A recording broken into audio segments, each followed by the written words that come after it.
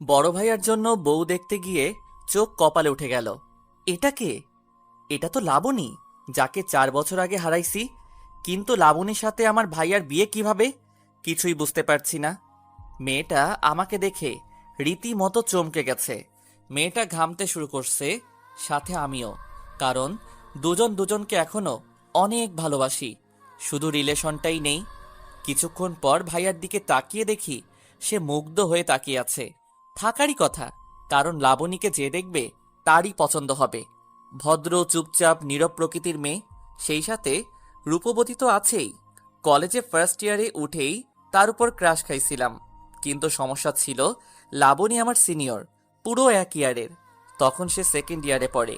তার পেছনে ঘুরঘুর করতাম, যেটা তার মোটেও ভালো লাগতো না। তবে আমিও হাল ছেড়ে দেইনি। প্রতিদিন তার জন্য অপেক্ষায় থাকতাম রাস্তার পাশে। কিন্তু লাবণী ফিরেও দেখতো না। আচ্ছা চলুন অতীতে ফিরে যাই, না হলে কিছুই বুঝবেন না। 4 বছর আগের ঘটনা। রাস্তার পাশে প্রতিদিন অপেক্ষা করার পরেও লাবণীর সাথে কোনো কথা বলতে পারতাম না। মেয়েটা কলেজে এসে মাঝে মাঝে আমার দিকে রাগী লোক নিয়ে তাকিয়ে থাকতো। তবে বুঝতাম না কেন তাকাতো। আমি আমার মতো তার জন্য অপেক্ষা করতাম, কলেজেও নজরে রাখতাম।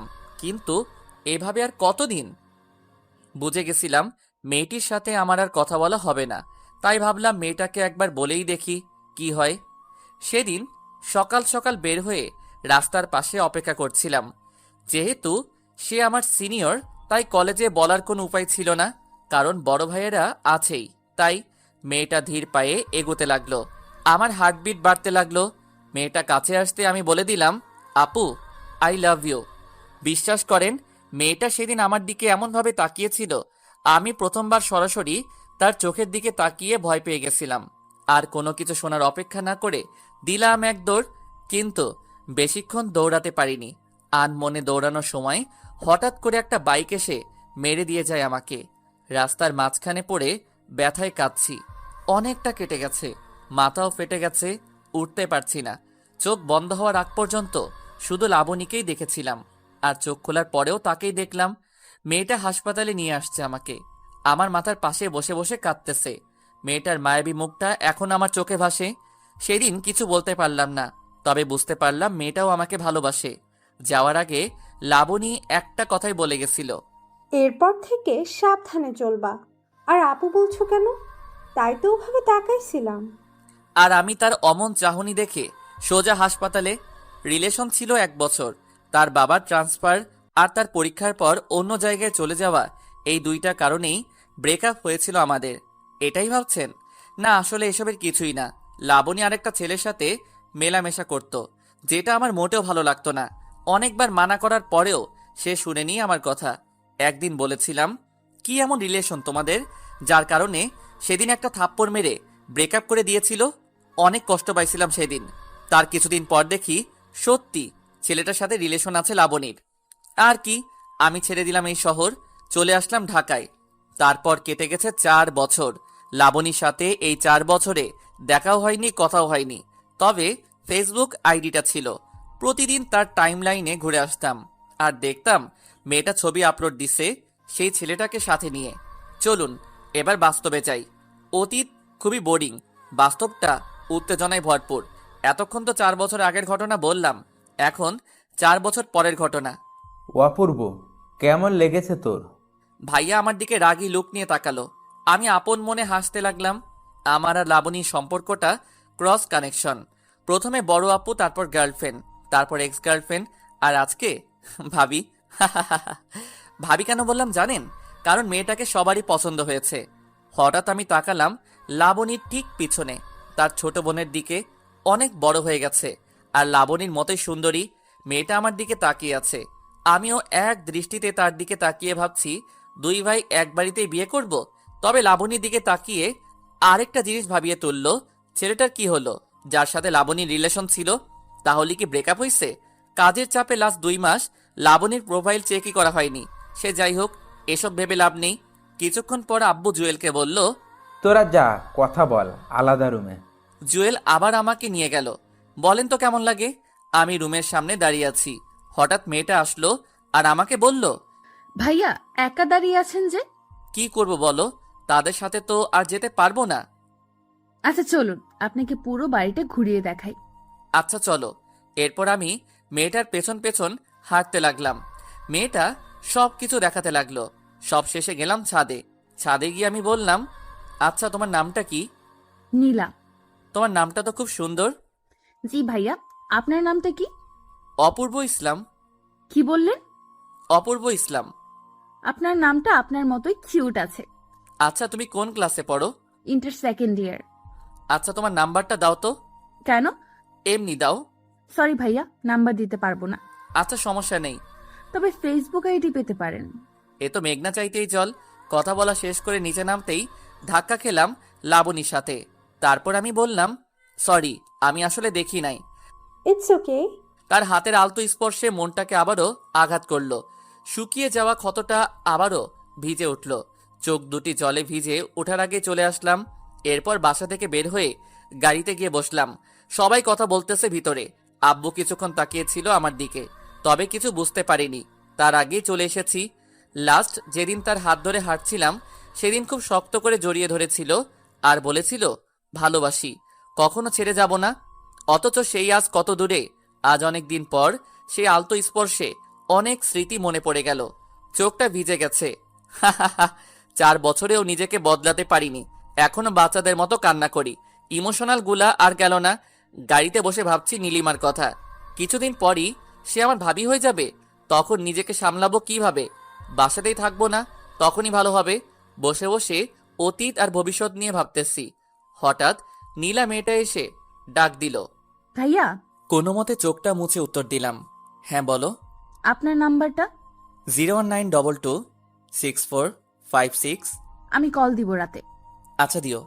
এরপর নীলা চলে গেল। লাবণীর তো বিয়ে হয়ে যাবে, আমাকেও বিয়ে করতে হবে।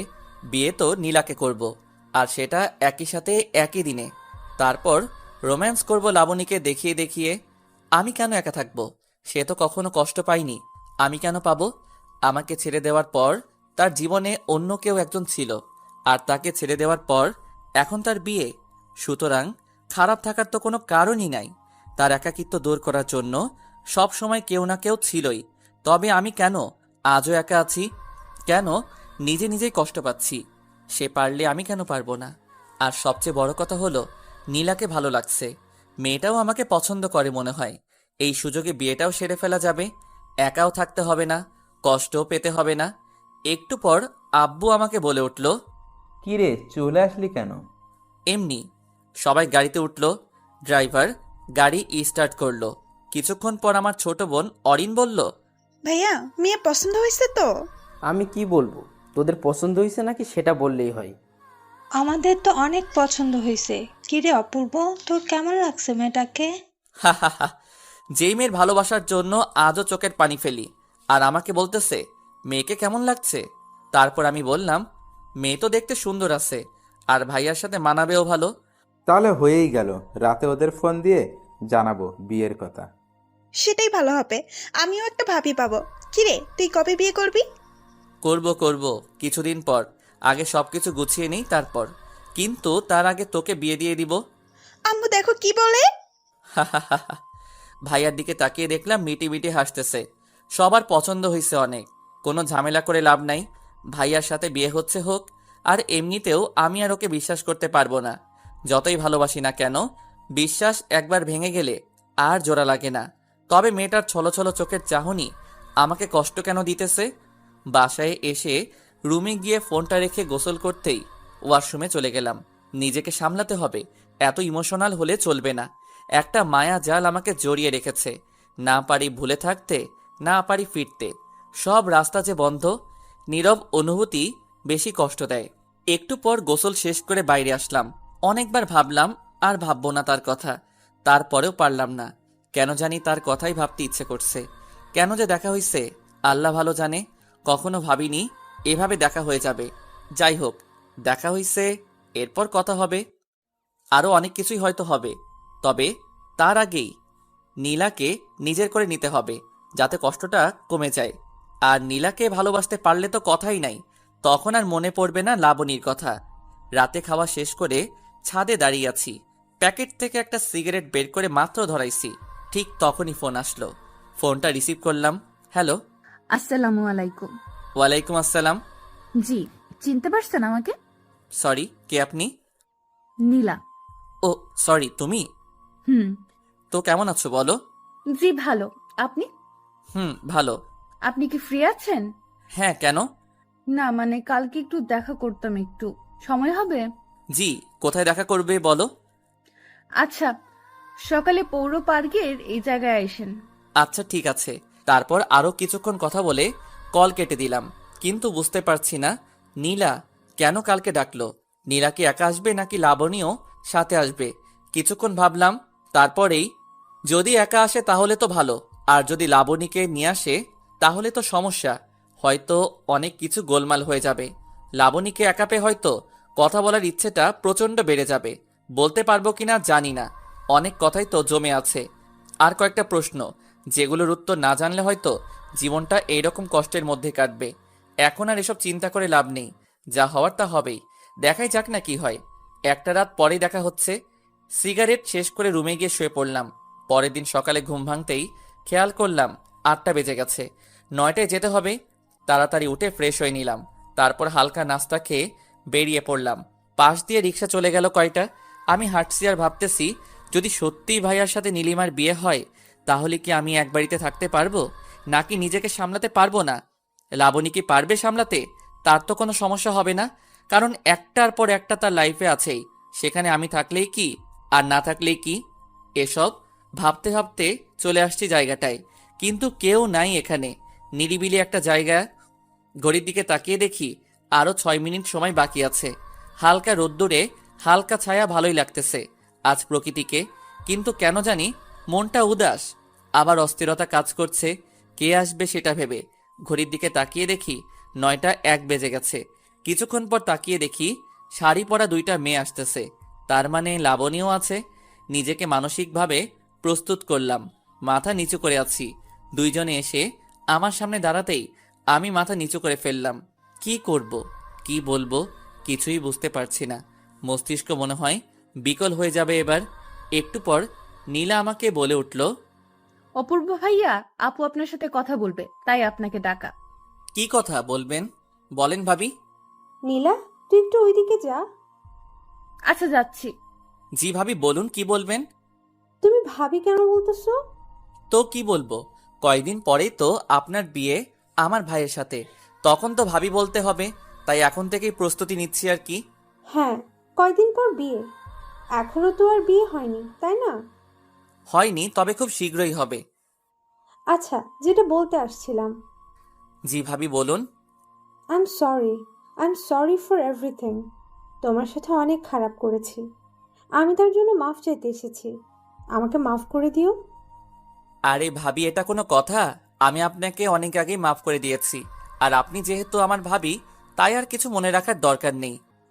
দেখো অপূর্ব, আমি সত্যিই চাই তোমাকে, কিন্তু এখন আর সম্ভব না। জি ধন্যবাদ, তবে সম্ভব থাকলেও আর আমাকে পাবেন না। ঠিক আছে, বেশি কথা বলতে পারবো না। নীলা আছে, শুধু এইটুকুই বলবো, মাফ করে দিও। জি ভাবি অবশ্যই। দুজন নিজেদের চোখের পানি মুছে আবার স্বাভাবিক হয়ে গেলাম। নীলাকে ডাক দিলাম, নীলা এদিকে আসো। নীলা আমাদের কাছে আসলো আর বলল, কথা বলা শেষ? হ্যাঁ, তোমার আপুও না বিয়েই হয়নি এখনো, তার মধ্যেই ভাইয়ার খোঁজ খবর নিতে চলে আসছে। ও সরি, ভাইয়ার নাম্বারটা তো দিলাম না। হুম। নাম্বারটা নাও, 0185851181। আচ্ছা সানভি ভাইয়া শুনুন, আপনার সাথে আমার কিছু কথা আছে। হ্যাঁ বলো। আপনি কবে বিয়ে করবেন? ভাবতেছি আমি আর ভাইয়া একসাথে বিয়ে সেরে ফেলবো, দেখি ভালো মেয়ে পাই কিনা। খুঁজেন, পেয়ে যাবেন। হ্যাঁ দেখি, যদি আপনার মতো কাউকে পাই তাহলে তো ভালোই হতো। হুম। আচ্ছা আমি যাই, আমার একটা কাজ আছে। একটা কথা ছিল। কি কথা বলো? এখন না, পরে বলবো।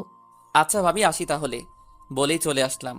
বুঝতে পারলাম নিজেকে সামলে নিতে কোনো সমস্যা হবে না, কারণ আমি লাবণীর চোখে ভালোবাসা দেখিনি। তার চোখ আজ কথা বলেনি। হ্যাঁ সে কেঁদেছে, কিন্তু এটাও মনে রাখতে হবে মেয়েরা ছিচকাদুনে অল্পতেই কাঁদতে পারে, আমরা ছেলেরা পারি না। আমাদের ইমোশন মেয়েদের চাইতে বেশি, তবে সেটা প্রকাশ করি না। আমরা কাঁদি আড়ালে লুকিয়ে, কেউ দেখে না। হাঁটতে ইচ্ছা করছে না তাই রিক্সা নিলাম। সারা রাস্তা ভাবলাম আজকে রাতে বাবাকে বলবো আমি নীলাকে বিয়ে করব, তাদের বাসায় প্রস্তাব দিতে। আমি একা থাকলে শিওর কিছু একটা ঘটবেই। যদি নীলা সাথে থাকে তাহলে নিজেকে অনেকটা সামলে নিতে পারবো। মেয়েটার চোখে ভালোবাসা দেখেছি। বাসায় ঢুকে আগে আম্মুর রুমে গেলাম। গিয়ে দেখি আম্মু আর অরিন বসে আছে রুমে। আমি রুমে ঢুকে আম্মুকে বললাম, আম্মু ক্ষুধা লাগছে, টেবিলে খাবার রাখা আছে, খেয়ে নে। তোমার হাতে খাবো, খাইয়ে দিবা? দেখ পাগল ছেলে কি বলে, এত বড় হয়ে গেছে এখনো আম্মুর হাতে খেতে হবে? তুমি খাইয়ে দিবা কিনা সেটা বলো। ভাইয়া, তোর জন্য একটা খুশির খবর আছে। কি খুশির খবর? তোকে খাইয়ে দেওয়ার জন্য একটা লোক আনবো ভাবতেছি। ভাবি বানিয়ে বিয়ে করবি? আগে তোর বিয়ে দিব, তারপর আমি করব। আম্মু, এবার কিন্তু ওকে মারবো আমি। আম্মু তুমি খাইয়ে দিবা কিনা তাই বলো। আচ্ছা দিতেছি। আমি কি করলাম তাহলে? আমাকেও খাইয়ে দিতে হবে? আচ্ছা দুজনকেই খাইয়ে দেবো, দাঁড়া খাবার নিয়ে আসতেছি। আম্মু রুম থেকে বের হতেই অরিনের গাল ধরে জোরে টেনে দিলাম। অরিনের সবচেয়ে অপছন্দের কাজ এটা। অরিন রেগে গিয়ে আমার চুল টেনে দিল। ভাই বোনের ঝগড়ার মধ্যে মন খারাপ উদাও হয়ে গেল। আর আম্মুর হাতে খাবার খেয়ে লাবণীর কথা ভুলেই গেলাম। আমার মন খারাপ থাকলে চানাচুর খাই, নয়তো আম্মুর হাতে খাবার খাই। মন খারাপ কোথায় চলে যায় নিজেও জানি না। খাওয়া দাওয়া শেষ করে ঘুমালাম একটু। বিকেলে ঘুম ভাঙতেই দেখলাম নীলা কল দিয়েছিল। আমি উঠে ফ্রেশ হলাম, তারপর ছাদে গিয়ে নীলাকে কল দিলাম। কলটা রিসিভ করতে নীলা বলল, হ্যালো। হ্যাঁ কল দিয়েছিলে দেখলাম। হ্যাঁ, কোনো সমস্যা আছে আপনার? সমস্যা কেন থাকবে? তাহলে? কিছু না, বলো কি বলবে। না, বলবো না। কেন বলবা না? কারণ আপনি তখন আমার কল রিসিভ করেন নাই। আমি অনেক রাগ করছি, তাই এখন বলবো না। আমি তখন ঘুমাচ্ছিলাম, তাই রিসিভ করতে পারিনি। আমি জানি না এত কিছু। আমি রাগ করছি, এখন যদি আপনি রাগ ভাঙাতে পারেন তাহলে কথাটা বলবো, নয়তো বলবো না। আচ্ছা একটা কথার উত্তর দাও তো, কি কথা? তুমি বিয়ে করবা কবে? সেটা আব্বু আম্মু জানে। আমাকে বিয়ে করবে? মানে? মানে বিয়ে করবে আমাকে? তোমার আপু আর আমার ভাইয়া, আমি আর তুমি করবে বিয়ে? জানি না। আরে রাগ করলে নাকি? আমি তো মজা করতেছিলাম। ও, রাগ করিনি, আমি ভাবছিলাম সিরিয়াসলি বলছেন। আরে না, তোমার তো বিয়ের বয়স হয়নি। কি? আমার 18 বছর হয়েছে আরো 2 মাস আগেই। তারপরেও তুমি তো পিচ্ছি এখনো, কেমন জানি বাচ্চা বাচ্চা লাগে। আপনার সাথে কোনো কথা নাই। আচ্ছা ঠিক আছে, তুমি বাচ্চা না, বুড়ি। এবার ঠিক আছে? ধুর, রাখলাম, বাই। বলেই কল কেটে দিল। হা হা হা, মেয়েটাকে রাগিয়ে বেশ মজা পাইলাম। তবে আরেকটা জিনিস বুঝলাম, মেয়েটা আমাকে ভালোবাসে। আর বিয়ের প্রস্তাব দিলেও কোনো সমস্যা নাই। যেহেতু আমি জব করি সেহেতু কোনো সমস্যা হবে না। কথা বলতে বলতে অনেকটা রাত হয়ে গেছে, খেয়ালই করিনি। রাতের আকাশ বরাবরই আমার ভালো লাগে। কেন জানি অন্ধকার খুব পছন্দ আমার। সবাই যেখানে দিনের বেলায় ঘোরাঘুরি করে আমি সেখানে রাতে ঘুরি। রাতটাই কেন জানি ভালো লাগে। পকেট থেকে সিগারেটের প্যাকেট বের করে কেবলমাত্র সিগারেট ধরালাম, ঠিক তখনই অরিন ছাদে চলে আসলো। আমার হাতে সিগারেট দেখে বলতে শুরু করলো, ভাইয়া, তুই আবার সিগারেট খাচ্ছিস? আচ্ছা ফেলে দিতেছি। সব কয়টা আমাকে দে। কেন? দিতে বলছি, দে। আমি সিগারেটের প্যাকেটটা অরিনের হাতে দিলাম। ও সব কয়টা সিগারেট বের করে একটা একটা করে সব কয়টা সিগারেট ভেঙে ফেললো। এরপর বলল, এবার টাকা দে। ধর 100 টাকা নে।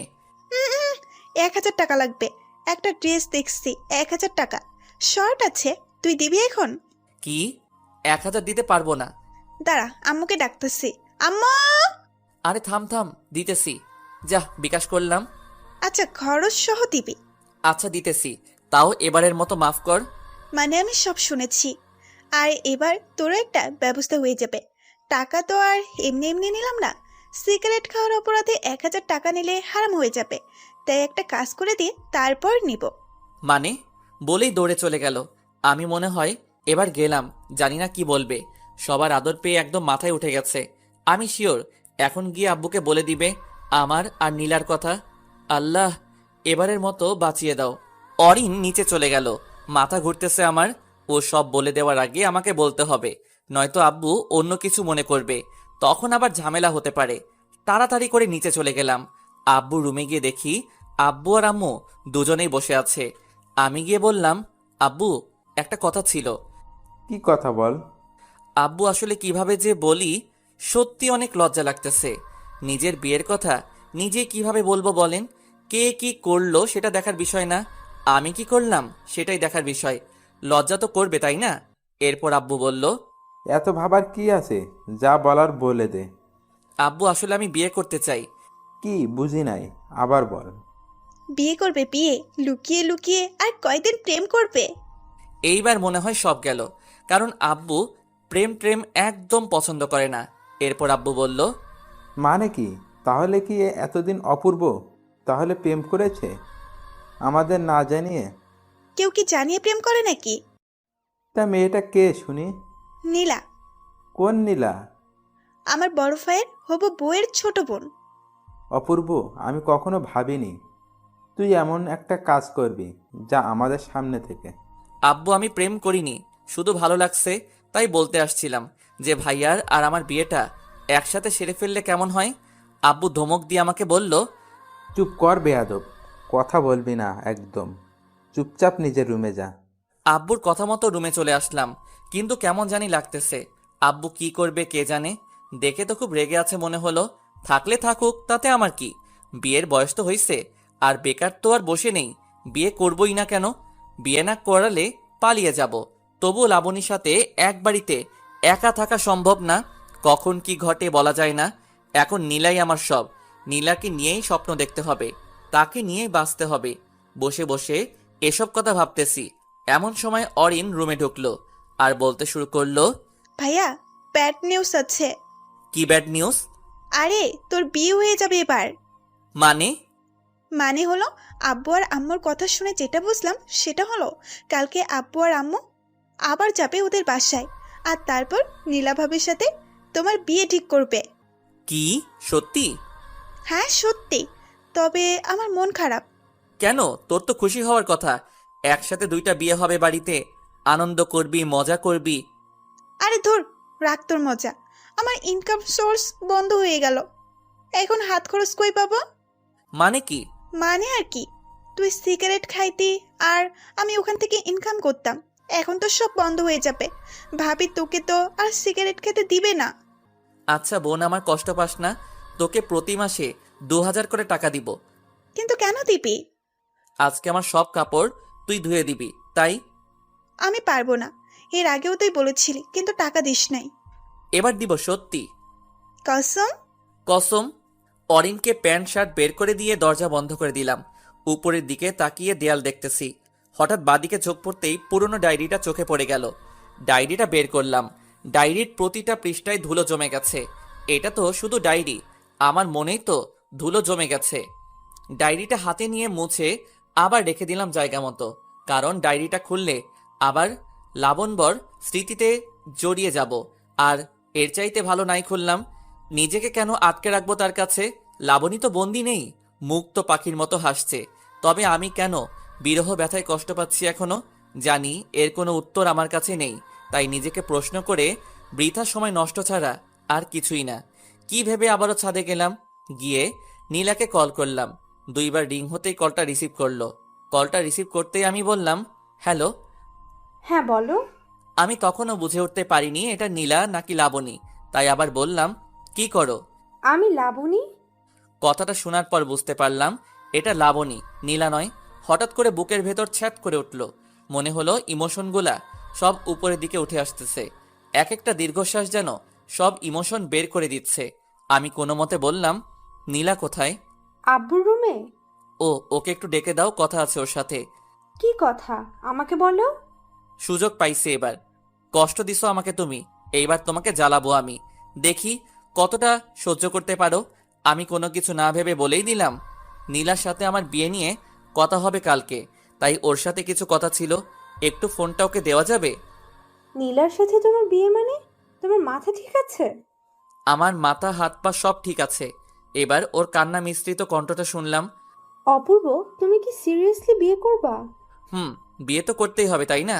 ভাবলাম একসাথে করে ফেলি, একসাথে থাকতে না পারলাম, বিয়ে তো করতে পারবো তাই না? ওর ফুপিয়ে ফুপিয়ে কান্নার আওয়াজটা আমাকে কষ্ট দিতে লাগলো। তবে পুরনো কথা মনে পড়ে আর কষ্ট লাগলো না। কতটা পেইন সে আমাকে দিছে। আমার সামনে দিয়ে বাইকে করে ঘুরছে, দেখিয়ে দেখিয়ে প্রেম করছে, তখন তো তার কষ্ট হয়নি, আজ কেন হচ্ছে? লাবণী তো খুশি থাকার কথা। সে যেমন ছেলে চাইতো তেমন ছেলে পেয়েছে, টাকাওয়ালা, হ্যান্ডসাম।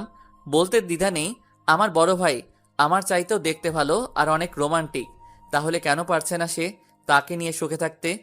এসব ভাবতে ভাবতেই ফোনের দিকে তাকালাম আর বললাম, হ্যালো। আচ্ছা, আমি নীলাকে ফোন দিতেছি, কথা বলো। আচ্ছা ঠিক আছে। 2 মিনিট পর নীলার কণ্ঠ শুনতে পেলাম। আবার ফোন কেন দিছেন?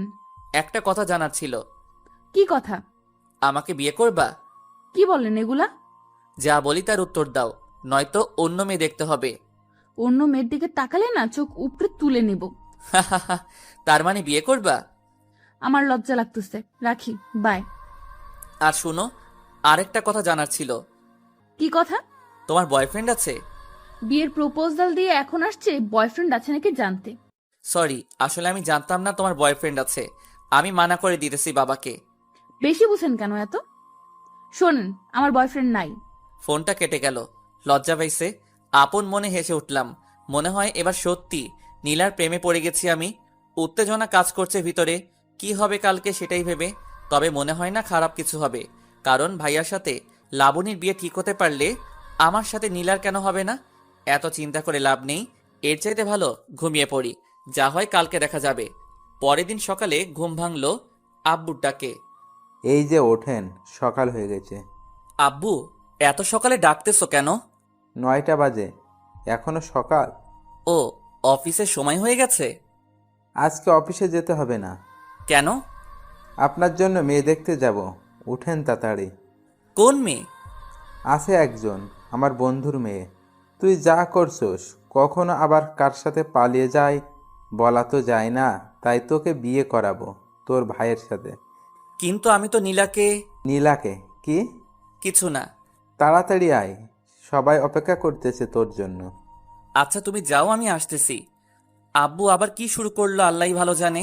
কোন মেয়েকে আবার ধরে আনবে? যাই হোক, আমি ডিরেক্ট বলে দিব আমার পছন্দ হয়নি। নীলাকে ছাড়া কাউকে বিয়ে করব না আমি, এটাই ফাইনাল। গোসল করে রেডি হয়ে বের হলাম। আব্বু, আম্মু আর অরিন বসে আছে নিচে। নিচে যেতেই অরিন আমার দিকে তাকিয়ে মুচকি হেসে দিল। বোনটাও যা হইছে, সবার আদর পেয়ে একদম দুষ্টু হয়ে গেছে। আব্বু আম্মু আমাকে দেখে বের হতেই অরিনকে বললাম, ও তুই তো বললি নীলার সাথে আমার বিয়ে। আমি শুধু শুনছি তোকে বিয়ে করাবে।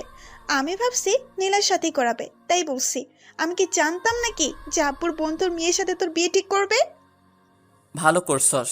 আমার লাইফটা শেষ হয়ে যাবে যদি নীলাকে বিয়ে না করতে পারি। মেয়েটাকে অনেক ভালোবেসে ফেলছি। হুম, তা তো আসবেই। আমার বড় ভাইয়ের বইয়ের ছোট বোন বলে কথা, ভালোবাসতে হবে না? তবে আফসোস, তোর বিয়ে অন্য কারোর সাথে। হুম, এত কথা না বলে চল এখন দেখি কোন পেতনির সাথে বিয়ে করাই। চল। কথা বলতে বলতে গিয়ে গাড়িতে উঠলাম। ড্রাইভার নাই, তাই নিজেকেই ড্রাইভ করতে হবে। সবাই গিয়ে পেছনে বসলো। নিজেকে ড্রাইভার ড্রাইভার মনে হচ্ছে, তাই অরিনকে ডাক দিয়ে সামনে আনলাম। অরিন সামনে এসে আমাকে বলল, কি ব্যাপার? কি আর ব্যাপার, সবাই পেছনে বসলে নিজেকে ড্রাইভার মনে হয়, তাই তোকে সামনে আনলাম। আচ্ছা চলো। কিন্তু যাবোটা কোথায়? আপু, ভাইয়া জিজ্ঞেস করতেছে কোথায় যাবে। কোথায় আবার? সে যাকে ভালোবাসে তার বাসায় লুকিয়ে প্রেম করার শাস্তিস্বরূপ তাকে বিয়ে করানো হবে। আব্বুর কথা শুনে সেই লেভেলের খুশি লাগছে। মিথ্যা বলল কেন তাহলে? মজা নিচ্ছে আমার সাথে, আমিও শোধ নিব এর। আমাকে টেনশনে রেখে মজা নেওয়া। নীলাদের বাসার সামনে এসে গাড়ি থামালাম। তারপর আব্বুর পেছন পেছন বাসায় ঢুকলাম। কেন জানি আজকে অনেক লজ্জা লাগছে। বুঝলাম সেদিন ভাইয়ারও সেম অবস্থা হয়েছিল। বাসার ভিতরে ঢুকে একজোড়া চোখ খুঁজতে লাগলাম, কিন্তু কোথাও পেলাম না চোখ জোড়া। আব্বুর সাথে গিয়ে বসলাম সোফায়। কিছুক্ষণ পর নীলার আব্বু আসলো। নীলার আব্বুকে দেখে আমার আব্বু বলে উঠল, কেমন আছেন? জি আলহামদুলিল্লাহ, আপনি? জি ভালো। রাতে যা বললাম সেটার ব্যাপারে কথা বলতে আসলাম। মেয়েকে দেখুন, তারপর না হয় কথা বলি। ডাকুন। এদিকে আইতো মা। ভীষণ অস্থিরতা কাজ করছে মেয়েটাকে দেখার জন্য। মনটা ভীষণ ব্যাকুল হয়ে পড়ছে। হঠাৎ দরজা ঠেলে বের হয়ে আসলো নীলা। কালো শাড়িতে পরেছে, হালকা মেকআপ আর হালকা লিপস্টিক। অন্যরকম লাগছিল তাকে। ইচ্ছে হচ্ছিল এখনই হাতটা ধরে ফেলি সারা জীবনের জন্য। বাহিরে কি ঘটছে সেদিকে আমার ভ্রুক্ষেপ নেই। আমি হারিয়ে গেছি নীলাতে। কেউ পারবে না আর আমায় সামলাতে। ঘোর কাটলো অরিনের ডাকে। এই ভাইয়া, হ্যাঁ বল। এদিকে আয়। বল। ভাবিকে নিয়ে রুমে যা, কথা বল। আচ্ছা, বুঝতে পারছি না কেন আলাদা রুমে যেতে হবে। দেখছিলাম তাকে দেখতে থাকি না, কেন বারবার যেতে হবে আলাদা রুমে? ঘোরটাই কেটে গেল। তবে আজকে তো সে নেশার মতো কাজ করছে। যতবার দেখতেছি ততবারই মাতাল হয়ে যাচ্ছি। পারফিউমের গন্ধে অবস্থা অনেকটাই খারাপ। চলে আসলাম আলাদা রুমে। জানি না আব্বু কি বলছে, আমি তো শুধু দেখছিলাম তাকে। যাই হোক, নীলার দিকে তাকিয়ে দেখলাম সে মাথা নিচু করে দাঁড়িয়ে আছে। ভালো করে তাকিয়ে লক্ষ্য করলাম শাড়ির কুচিটা এলোমেলো হয়ে আছে। তার মানে নীলা শাড়ি পরতে জানে না। আমিও তো পরাতে পারি না। কি হবে তাহলে? ধুরো, এত রোমান্টিক হয়ে কি হবে? সে নিজেই শিখে যাবে। দুজনেই চুপচাপ, এ যেন নীরবতা পালন করছে এমন কিছু। কি বলবো, কি বলা উচিত কিছুই বুঝতে পারছি না। মেয়েটাও চুপ করে আছে। সব দ্বিধা ভেঙে আমি প্রশ্ন করলাম, বিয়েটা করতে তুমি রাজি? সরাসরি প্রশ্ন করাই নীলার মুখটা কেমন যেন লাল হয়ে গেল। আমিও বোকার মতো সরাসরি প্রশ্ন করে বসলাম, সে বিয়ে করতে? এখন কি বলবো? হার্টবিট অলরেডি অনেকটাই বেড়ে গেছে। এবার আর তাকে প্রশ্ন না করে নিজেই বলতে লাগলাম, তোমাকে সেই প্রথম দিন দেখেই প্রেমে পড়ে গেছি। যেহেতু ভাইয়ার বিয়ে আর মাত্র 15 দিন বাকি, তাই প্রেম করার সুযোগ নাই। খুব ইচ্ছা ছিল প্রেম করে বিয়ে করব। চলো না এই বাকি 15 দিন প্রেম করি, তারপর বিয়ে। যদি থাকো রাজি, বিয়ে ঠিক করব আজই। Nila, will you marry me? Yes, I will. Nila কথাটা বলেই লজ্জায় আমার বুকে মুখ লুকালো। শিওর হয়ে গেলাম সেও আমাকে ভালোবাসে। নীলাকে শক্ত করে জড়িয়ে ধরলাম। হঠাৎ করে অনুভব করলাম মেয়েটা কাঁদতেছে। ওর কান্নার শব্দ পেয়ে আমি বলতে শুরু করলাম, কি হলো, কাঁদতেছো কেন? জানেন, আমি আপনাকে প্রথম দেখেই প্রেমে পড়ে গেছি। আমি ভেবেছিলাম পালিয়ে বিয়ে করব, কিন্তু আমাদের তো বিয়ে ঠিক হয়ে গেছে। এখন কি হবে? ও আল্লাহ, আমারে উঠাইয়া নাও। এই মেয়ে বলেটা কি? নীলার কোমরে হাত রেখে টান দিতেই আমার বুকের সাথে এসে আটকে গেল। এমন সময় দরজায় টোকা পড়ল। উফ, এখনই আসতে হলো। এরপর নীলার কানে কানে বললাম, তোমাদের বাসায় প্রাইভেসি নাই? আমার কথাটা শুনে নীলা খিলখিল করে হাসতে শুরু করলো। আমি দরজা খুলে দেখলাম বাইরে লাবণী দাঁড়িয়ে আছে। লাবণী আমাকে দেখে কেমন জানি হয়ে গেল, ছটপট ভিতরে ঢুকে গেল। আর আমিও কিছু না বলে বাইরে চলে আসলাম। হবু বউয়ের সামনে এক্স গার্লফ্রেন্ডকে কি বলবো? আমি এসে বসলাম আব্বুর পাশে। তারা কথা বলতেছে আর হাসতেছে। মনে হয় বিয়েটা কনফার্ম। একটু পর আম্মু আমাকে বলল, অপূর্ব, তোর মতো কি? আমি কি বলবো? তোমরা যা বলবে তাই হবে। তাহলে আর কি, আগামী মাসের 12 তারিখে তোদের বিয়ে। আচ্ছা আব্বু, আমি আসতেছি, আমার একটু কাজ আছে। আমিও যাবো, চল। আচ্ছা যা। সালাম দিয়ে বাহিরে চলে আসলাম। বাহিরে আসতেই অরিন আমাকে বলল, কিরে ভাইয়া, তোর কি মন খারাপ? না, মন খারাপ কেন হবে? যাকে চাইছি তার সাথে তো বিয়ে, মন খারাপ কেন হবে? জানি না, বাট মনে হচ্ছে মন খারাপ। আরে না, মন খারাপ না, এমনি মাথা ব্যথা করতেছে। তবে যাই বলিস না কেন, নীলা ভাবির চাইতে লাবণী ভাবি দেখতে সুন্দর। বলছে তোরে নীলা দেখতে সুন্দর, লাবণী চাইতে একটু খাটো শুধু, আর কিছু না। ওই হলো, নিজের বইয়ের প্রশংসা আর করতে হবে না। হুঁ, বাদ দে। ভাবতেছি তোর জন্য ছেলে দেখব, একসাথে 3টা বিয়ে হবে বাড়িতে, খরচ কম হবে। ভাইয়া, খারাপ হয়ে যাবে কিন্তু। আমি এখন বিয়ে করব না, ঠিক আছে? তাহলে ঠিক আছে, যখন ইচ্ছা করিস। এখন চুপ থাক। ওকে। বাসায় এসে গোসল করলাম। ভালো লাগছে না কেন জানি। একটা ঘুমের ট্যাবলেট খেয়ে ঘুম দিলাম, কিন্তু বেশিক্ষণ ঘুম হলো না। ফোন কলের শব্দে ঘুমটা ভেঙে গেল। তাকিয়ে দেখি নীলার কল। হ্যালো। কি করেন? এই তো ঘুমাচ্ছিলাম। তুমি?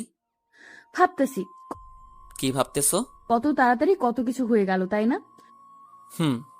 অনেক কিছু হয়ে গেছে। সামনে তো আরো অনেক কিছু হবে। এখন বলো, কি জন্য কল দিছো? আজকে একটু ঘুরতে বের হব তোমার সাথে, তাই। ভাবিকে নিয়ে আসবা? না, একাই আসবো।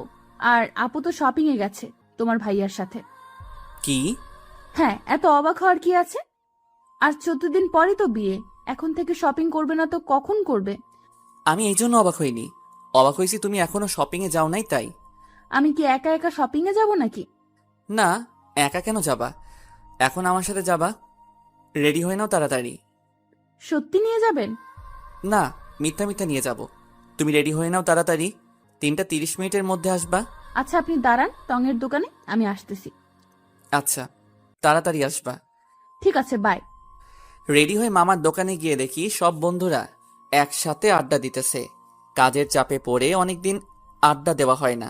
গিয়ে বসলাম ওদের সাথে। কিরে, কি খবর? তোকে তো আর দেখাই যায় না। হুম, কেমনে দেখবি? সারাদিন তো অফিসেই থাকি। তা ঠিক। তবে বাবার এত টাকা কি করবি? তোর চাকরি করার কি দরকার? শোন ভাই, তোদের বাবার টাকা আছে, তোরা বসে বসে খা, আমারে জ্ঞান দিস না। আচ্ছা ঠিক আছে, আজকে রাত 9টায় পার্টি আছে, তুই আসবি। কিসের পার্টি? আমার গার্লফ্রেন্ডের বার্থডে। আচ্ছা, আসবো। আমি বাহিরের দিকে তাকিয়ে দেখি নীলা আসতেছে। তাই আমি ওদেরকে বললাম, দোস্ত, একটা জিনিস বলা হয়নি। কি? 12 তারিখ আমার বিয়ে, সবাই আসবি, কার্ড পাঠাই দিবনি। কি বলিস? কেমনে কি? আর বলিস না, বড় ভাইয়ের জন্য মেয়ে দেখতে গিয়ে এক বাড়িতে দুইটারে পছন্দ হয়েছে। কি আর করার, আব্বা বিয়ে করাইব এখন। হ্যাঁ ভালো, সবাই দেখি বিয়ে করতেছে, তুই বিয়ে করলে আর 2জন বাকি। আচ্ছা দোস্ত থাক, রাতে কথা হবে। নীলা আসতেছে। অপূর্ব? নীলা মানে? তোকে রাতে সব বলবো, এখন যাই, বাই। নীলা এসে দাঁড়িয়ে আছে, খেয়ালই করিনি। দৌড়ে গিয়ে রিকশায় উঠলাম আর বললাম, সরি, অনেকদিন পর বন্ধুদের সাথে দেখা হওয়ার কারণে একটু আড্ডা দিলাম। ঠিক আছে, তবে এত কাছে কেন বসেছেন? দূরে যান। নীলার কথায় কিছুটা অপ্রস্তুত হলাম।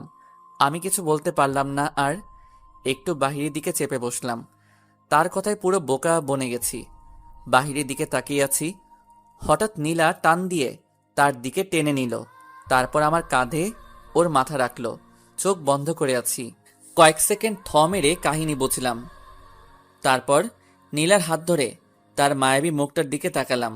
মেয়েটা লজ্জায় এখনো চোখ খুলতে পারছে না। নীলার এমন কাণ্ড দেখে আমি বললাম, হইছে, এবার চোখ খুলো। না, খুলবো না। কেন? আমার লজ্জা লাগে। হায় রে, এত লজ্জা আসে কোথা থেকে? জানি না, বাট আমি চোখ খুলতে পারবো না। আচ্ছা, আমি চোখ বন্ধ করতেছি, এবার খুলো। আচ্ছা। নীলা চোখ খুলতে আমি হেসে উঠলাম। কেমনে এত লজ্জা পাই বুঝি না। আমার হাসি দেখে নীলা বলল, আপনি চোখ বন্ধ করেন নাই কেন? চোখ বন্ধ করলে কি এই লজ্জা মাখা মুখটা দেখতে পারতাম? ধুর, আপনার সাথে আর কথাই বলবো না। রিক্সা চলছে আপন গতিতে, আর আমরা আমাদের ব্যস্ত শহরে প্রিয় মানুষের সাথে রিক্সায় বসে এমন খুনসুটি বা কয়জন করতে পারে? রিক্সা আর কাপল মানেই রোমান্টিক অনুভূতি, যেটা বাইক কিংবা বড় গাড়িতে পাওয়া যায় না। জ্যামে পড়লেও কোনো সমস্যা নেই, একটু ফাঁকা পেলেই বেরিয়ে যায় রিক্সা। এজন্য রিক্সাই বেটার। নীলাকে নিয়ে চলে আসলাম শপিং মলে। শপিং মলে এসে আমি নীলাকে বললাম, বলো কি কি কিনবে? বেশি কিছু লাগবে না এখন, অনেক সময় পড়ে আছে, তখন আসবো। এখন একটা শাড়ি কিনবো, তারপর দুজনে মিলে কিছুটা সময় একসাথে কাটাবো। আর আমার জন্য একটা শার্ট পছন্দ করলো তিনি। কি আর করার, কিনতে হলো। শপিং শেষ করে রেস্টুরেন্টে বসলাম। ক্ষুধা লাগছে অনেক। খাবারের অর্ডার দিয়ে বসে আছি নীলাকে নিয়ে। হঠাৎ বাঁদিকে তাকাতেই দেখি ভাইয়া আর লাবণী দুজনে বেশ হেসে হেসে কথা বলতেছে। তাহলে লাবণী আমাকে দেখলেই চুপচাপ আর মনমরা হয়ে যায় কেন? এমনিতে তো বেশ ভালোই হাসছে, ঘুরছে, কথা বলছে সবার সাথে। নীলা লক্ষ্য করলো ব্যাপারটা, আমি যে ওদিকে তাকিয়ে আছি। এরপর নীলা আমাকে বলল, আরে আপু আর ভাইয়া না? সেটাই তো দেখতেছি। আপনি বসুন, আমি আসতেছি। না, কথাটা বলে ওদিকে চলে গেল। কিছু বলার সুযোগ দিল না। ও গিয়ে কি জানি বলল। একটু পর ভাইয়া ডাক দিল। তারপর আমি গিয়ে বসলাম ওখানে। ভাইয়া আমাকে বলল, এখানে কি করিস? তুমি কি করো? আমি তো তোর ভাবিকে নিয়ে শপিং করতে আসছিলাম, ক্ষুধা লাগছে তাই এখানে আসলাম। আমিও সে কারণেই আসছি। খাবার এসে গেছে। নীলা আর ভাইয়া বেশ খুশি। তারা কিছু জানে না তাই চুপ হয়ে গেছি আমি আর লাবণী। খাচ্ছি কম আর ভাবছি বেশি। কি একটা গন্ডগোল লেগে গেল আমার জীবনে। এক্স গার্লফ্রেন্ড ভাবি হতে চলেছে, আর প্রতিদিন তার সাথেই বারবার দেখা হচ্ছে। না পারছি নিজেকে আটকাতে, না পারছি কিছু বলতে। লাবণীকে ছেড়ে এবার নীলার দিকে তাকালাম। বেশ হাসি খুশি মেয়েটা। মেয়েটার হাসিটা পাগল করার মতো। এই টানে পড়ে থাকতে চাই, আর চাই না পুরনো মায়ায় বন্দি থাকতে। পুরনো মলিন স্মৃতির পাতায় নিজেকে বন্দি রাখতে চাই না। লাবণী তো আমার মনের কথা বুঝেনি আমার ভালোবাসা। তাহলে কেন পড়ে থাকবো তাকে নিয়ে? এখন আমার ইচ্ছা শুধুই তাকে জ্বালানো, আর কিছু না। এখনো এতটাও নীলার মায়ায় পড়িনি, তাই হয়তো পারতেছি না। তবে পারবো, তাকে দেখিয়ে দিব তাকে ছাড়া আমি অচল না। অবশ্য দেখানোর খুব বাকিও নাই, বিয়েটা তো কনফার্ম। হঠাৎ করে ভাইয়া আমাকে বলে উঠল, কিরে খাচ্ছিস না কেন? কই খাচ্ছি তো। বুঝতে পারছি, তোরা থাক। লাবণী চলো আমরা অন্য কোথাও যাই। ওকে চলো। অর্ধ কান্না মিশ্রিত চোখে আমার দিকে তাকালো লাবণী। আমি নীলার হাত চেপে ধরলাম তাকে দেখানোর জন্য। নীলা চোখ বড় বড় করে আমার দিকে তাকালো। আমি আরো শক্ত করে চেপে ধরলাম নীলার হাত। লাবণীর চোখে খুব কষ্ট হচ্ছে নাকি জ্বলছে, যাই হোক তার চোখে জল দেখে মনটা একটু হলেও শান্তি পেল। জানি না কেন, তবে প্রতিশোধ নিতে আমার খারাপ লাগছে না, পৈশাচিক আনন্দ হচ্ছে। সেও তো করছে, আমার ভালোবাসা ইমোশন সব নিয়ে খেলছে। তখন লাবণী মজা নিছে, এখন না হয় কিছুটা সময় আমিও খেললাম। লাবণী চলে গেছে ভাইয়ার সাথে, আর নীলা হাত ধরে টানাটানি করছে। তাকিয়ে দেখি বেশ শক্ত করে ধরেছি। ইস, কাচের চুড়িটা আর একটু হলে হাতটা কেটে যেত। লাল হয়ে গেছে। তাকিয়ে দেখি নীলার চোখেও জল। মেয়েদের চোখে এত জল কোথায় থেকে আসে কে জানে। ওর চোখে জল দেখে আমি বললাম, সরি, আসলে আমি খেয়াল করিনি। ব্যথা পাইছো তুমি? নীলা মাথা নাড়িয়ে বলল। না, এই অথচ নীলার চোখ দেখে স্পষ্ট বুঝতে পারছি সে ব্যথা পাইছে। হাতটা আলতো করে ধরলাম। এবার হাতটা কাছে টেনে নিয়ে আলতো করে একটা কিস করলাম। এবার চোখ দিয়ে পানি বেরিয়ে গেছে তার। লজ্জায় মাথা নিচু করে ফেলছে অলরেডি। সত্যি বলতে তার এই লজ্জা মাখা চেহারাটা দেখতে আমার সবচেয়ে বেশি ভালো লাগে। নিজেকে হারিয়ে ফেলতে ইচ্ছে করে নীলার মাঝে। তার চোখের দিকে তাকালে বুঝতে পারি তার চোখে কতটা গভীরতা আছে, যেখানে আমি একবার পড়ে গেলে যখন তখন হারিয়ে যাব। সত্যি কিছু মানুষের চোখ আছে যেগুলা অত্যন্ত গভীর এবং মায়াভরা। একটা মানুষকে বশ করার জন্য শুধু অবাক করা চোখের চাহনি আর মায়াভরা হাসিটাই যথেষ্ট, যা নীলার মধ্যে রয়েছে। পাগল করার মতো চাহনি নীলার। হুট করে নীলা আমাকে বলল, যে কোথায় হারালেন আবার? তোমার চোখে। কি সব বলেন আপনি? বুঝি না কিছুই। আমি প্রেমের ভাষায় কথা বলি, আমাকে ভালোবাসো, সব বুঝতে পারবে। ঠিক আছে, শিখিয়ে দেন কিভাবে ভালোবাসতে হয়। শিখাবো? হ্যাঁ, সত্যি শিখাবো? শিখানো। ভেবে বলো, শিখাবো? না, আপনার সাথে থাকলে এমনিতেই শিখে যাব। ও আচ্ছা, তাই নাকি? তাহলে তো সাথে সাথেই থাকা লাগবে। হুম, এবার চলুন, সন্ধ্যা হয়ে গেছে, বাসায় যেতে হবে। আচ্ছা আসো। বিল দিতে গিয়ে শুনলাম ভাইয়া বিল দিয়ে গেছে। বাহ, ভালো কাজ করছে, কিছু টাকা বেঁচে গেল। এরপর বাহিরে এসে রিক্সা নিতে গেলাম। ঠিক তখনই নীলা বাধা দিয়ে বলল, রিক্সা লাগবে না হেঁটেই যাব? 1 ঘন্টা সময় লাগবে হাঁটলে। তো চলুন, 1 ঘন্টা হাঁটবো আপনার সাথে, আমার কোনো সমস্যা নেই। আপন মনে হেসে উঠলাম। নীলা মনে হয় প্রেমের ভাষা শেখার চেষ্টা করতেছে। চেষ্টা করতে থাকুক, ক্ষতি কি? ব্যস্ত রাস্তার পাশে হেঁটে চলেছি দুজন। নীলার হাতের সাথে আমার হাতের ছোঁয়া লাগছে বারবার। অনুভব করতেছি তাকে। ভিতরটা কেমন একটা ফিল হচ্ছে, বলে বোঝানো যাবে না। বারবার ছোঁয়া লাগছে কিন্তু হাত ধরছি না। দেখি নীলা কি করে। আমি চাই সে আমার হাতটা ধরুক। এবার হঠাৎ নীলা আমার হাতটা ধরে ফেলল। মাথাটা নিচু করে হাঁটছে নীলা। আমি হাঁটছি উপরের দিকে তাকিয়ে। রাতের আকাশ দেখতেছি আর দুজন হাতে হাত রেখে হাঁটতেছি। সত্যি এভাবে রাতের আধারে প্রিয় মানুষকে সাথে নিয়ে হাতে হাত রেখে পথ চলাটা খুবই সৌভাগ্য মনে করি। আল্লাহ যেন সেই সৌভাগ্যবান ব্যক্তিদের মাঝে আমাকেও রাখেন, সেই কামনা করি। কতক্ষণ হয়েছে জানি না, দুজনে হাঁটতেছি, এখনো হাত ছাড়িনি। নীলা ছাড়িনি, আমিও ছাড়িনি। ব্যাপারটা কিছুটা এরকম, তুমি না ছাড়লে আমিও ছাড়বো না। মেইন রোডটা ছেড়ে এবার বাসার রাস্তায় হাঁটতেছি। নীলা হাঁটতে পারছে না, একটু পরপর দাঁড়িয়ে পড়ছে। বুঝতে পারলাম কষ্ট হচ্ছে হাঁটতে, তাই আমি বললাম, কি হইছে?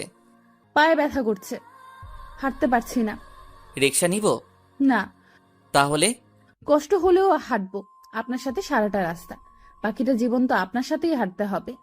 এখন থেকেই না হয় শুরু করে দেই। তুমি অলরেডি প্রেমের ভাষা শিখে গেছো। হয়তো, কিন্তু আমি সত্যিই চাই আপনার সাথে সারা জীবনের বাকি রাস্তাটা পার করতে। এবার আর কোনো কথা না বলে নীলাকে কোলে তুলে নিলাম। পুতুলের মতো মেয়েটা বুকে মাথা রেখে চোখ বন্ধ করে চুপচাপ শুয়ে আছে। লজ্জায় কাঁপছে মেয়েটা, কিছুটা ভয়েও। ভয়ে ভয়ে জিজ্ঞেস করলো, এটা কি করলেন? বাকি রাস্তাটা তো আমার সাথে হাঁটবে। এখন যদি পায়ে ব্যথা করে তাহলে বাকি রাস্তা কিভাবে হাঁটবে? তাই একটু সাহায্য করলাম তোমাকে। মানুষ দেখছে তো। এটা মেইন রোড না, আশেপাশে একটাও মানুষ নেই। তারপরও আমার লজ্জা লাগতেছে। আমি হেঁটে যাব, নামিয়ে দিন আমাকে। লজ্জা লাগলে চোখটা বন্ধ করে থাকো। নীলাও চুপ, আমিও চুপ। নিঃশব্দে হেঁটে চলেছি আমি। আকাশে মেঘ জমেছে, শুধু বৃষ্টি নামাটাই বাকি। তুমি চাইলে বৃষ্টি, মেঘও ছিল রাজি, অপেক্ষা শুধু বর্ষণের। হঠাৎ ঝুম করে বৃষ্টি নেমে গেলে খারাপ হতো না? আজ হঠাৎ বৃষ্টিটাকে খুব মিস করছি। যদি বৃষ্টি নামতো। মনে মনে প্রার্থনা করতেছি যাতে বৃষ্টি নামে। হঠাৎ মেঘের গর্জনে নীলা আমাকে শক্ত করে জড়িয়ে ধরল। তারপর শুরু হলো বৃষ্টি। আল্লাহকে মনে মনে ধন্যবাদ জানালাম। নীলা মেঘের গর্জন শুনে ভয়ে চুপসে গেছে, সেই সাথে অঝরে বৃষ্টি। দুজনে ভিজে একাকার। ইচ্ছে করছে নীলাকে একটা কিস করি, কিন্তু না, বিয়ের আগে কিস করব না। আর তো কয়েকটা দিন, তারপর না হয় একসাথে বৃষ্টিতে ভেজে যাবে। হাজারবার কিস করলেও কোনো বাধা থাকবে না তখন। কিন্তু আজকে না, আজকে নিজেকে সামলাবো যেইভাবেই হোক। নীলা আর আমি দুজনেই ভিজে গেছি। মেয়েটা বৃষ্টিতে ভিজে কাঁপতেছে, ঠান্ডা লাগছে মনে হয়। সামনে একটা চায়ের দোকান, নির্জন রাস্তা। রাতের বেলা খুব কম মানুষই থাকে সেখানে। দোকানে গিয়ে দাঁড়ালাম। নীলা ছাড়ছে না আমাকে। নিচে নামিয়ে দিয়েছি, কিন্তু এখনো শক্ত করে জড়িয়ে ধরে আছে। দোকানে আরেক জোড়া প্রেমিক প্রেমিকা, তারা এক কাপে দুজনে চা খাচ্ছে। কিছুক্ষণ পর আমি নীলাকে বললাম, নীলা, চা খাবে? না, আপনি খান, আমি খাবো না। আচ্ছা থাকো, আমি চা খাই তাহলে। হুম। মামা, এক কাপ দুধ চা দিন। ঝুমঝুম বৃষ্টি আর মামার চা বানানোর টুংটাং শব্দ খারাপ লাগছে না, অন্যরকম অভিজ্ঞতা। চা খেতে খেতে নীলাকে প্রশ্ন করলাম, ঠান্ডা লাগছে না? হুম, একটু। ফোনটা বের করে দেখলাম অলরেডি 8টা বেজে গেছে। আকাশকে কল দিলাম। কিরে, কই তুই? সরি ভাই, আমি যেতে পারবো না। তোরা এনজয় কর, আমার কাহিনী বিয়ের দিন বলবো তোকে। কিন্তু আসবি না কেন? একটু প্রবলেমে আছি। কি প্রবলেম? আরে তেমন কিছু না, তোকে বলবো বিয়ের দিন। আচ্ছা। ফোনটা রাখতে একটা গাড়ি এসে দাঁড়ালো দোকানের সামনে। গাড়ির গ্লাস খুলে ভাইয়া ডাক দিল, কিরে, এখানে কি করিস? আরে বৃষ্টির মধ্যে আটকে গেছি। গাড়িতে ওঠ। শালার এই লাবণীর সাথে বারবার দেখা কেন হয়? নীলা এখনো ছাড়েনি আমাকে, আর মনে হয় ছাড়বেও না। এমন একটা ছক কষেছে মাথায়। নীলাকে আবার কোলে তুলে নিলাম। গাড়ির ভিতর থেকে ভাইয়া আর ভাবি, মানে লাবণী, দুজনেই দেখছে ব্যাপারটা। লাবণীর অবস্থা করুন, ওর চেহারাটা দেখে হাসি পাচ্ছে। নীলাকে গাড়িতে নিয়ে বসালাম। এখনো জড়িয়ে ধরে রেখেছে আমাকে। তার এখন লজ্জা লাগতেছে না। ভাই আর তার বড় বোনের সামনে সে আমাকে জড়িয়ে ধরে আছে। এমনিতে তো অল্পতেই লজ্জায় লাল হয়ে যায়। ভাইয়া গাড়ি চালাচ্ছে।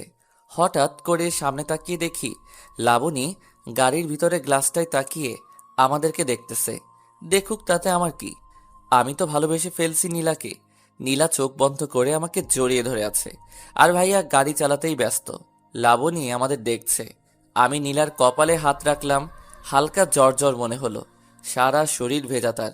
শার্টটা খুলে নিজ হাতে নীলার মাথা মুছে দিলাম।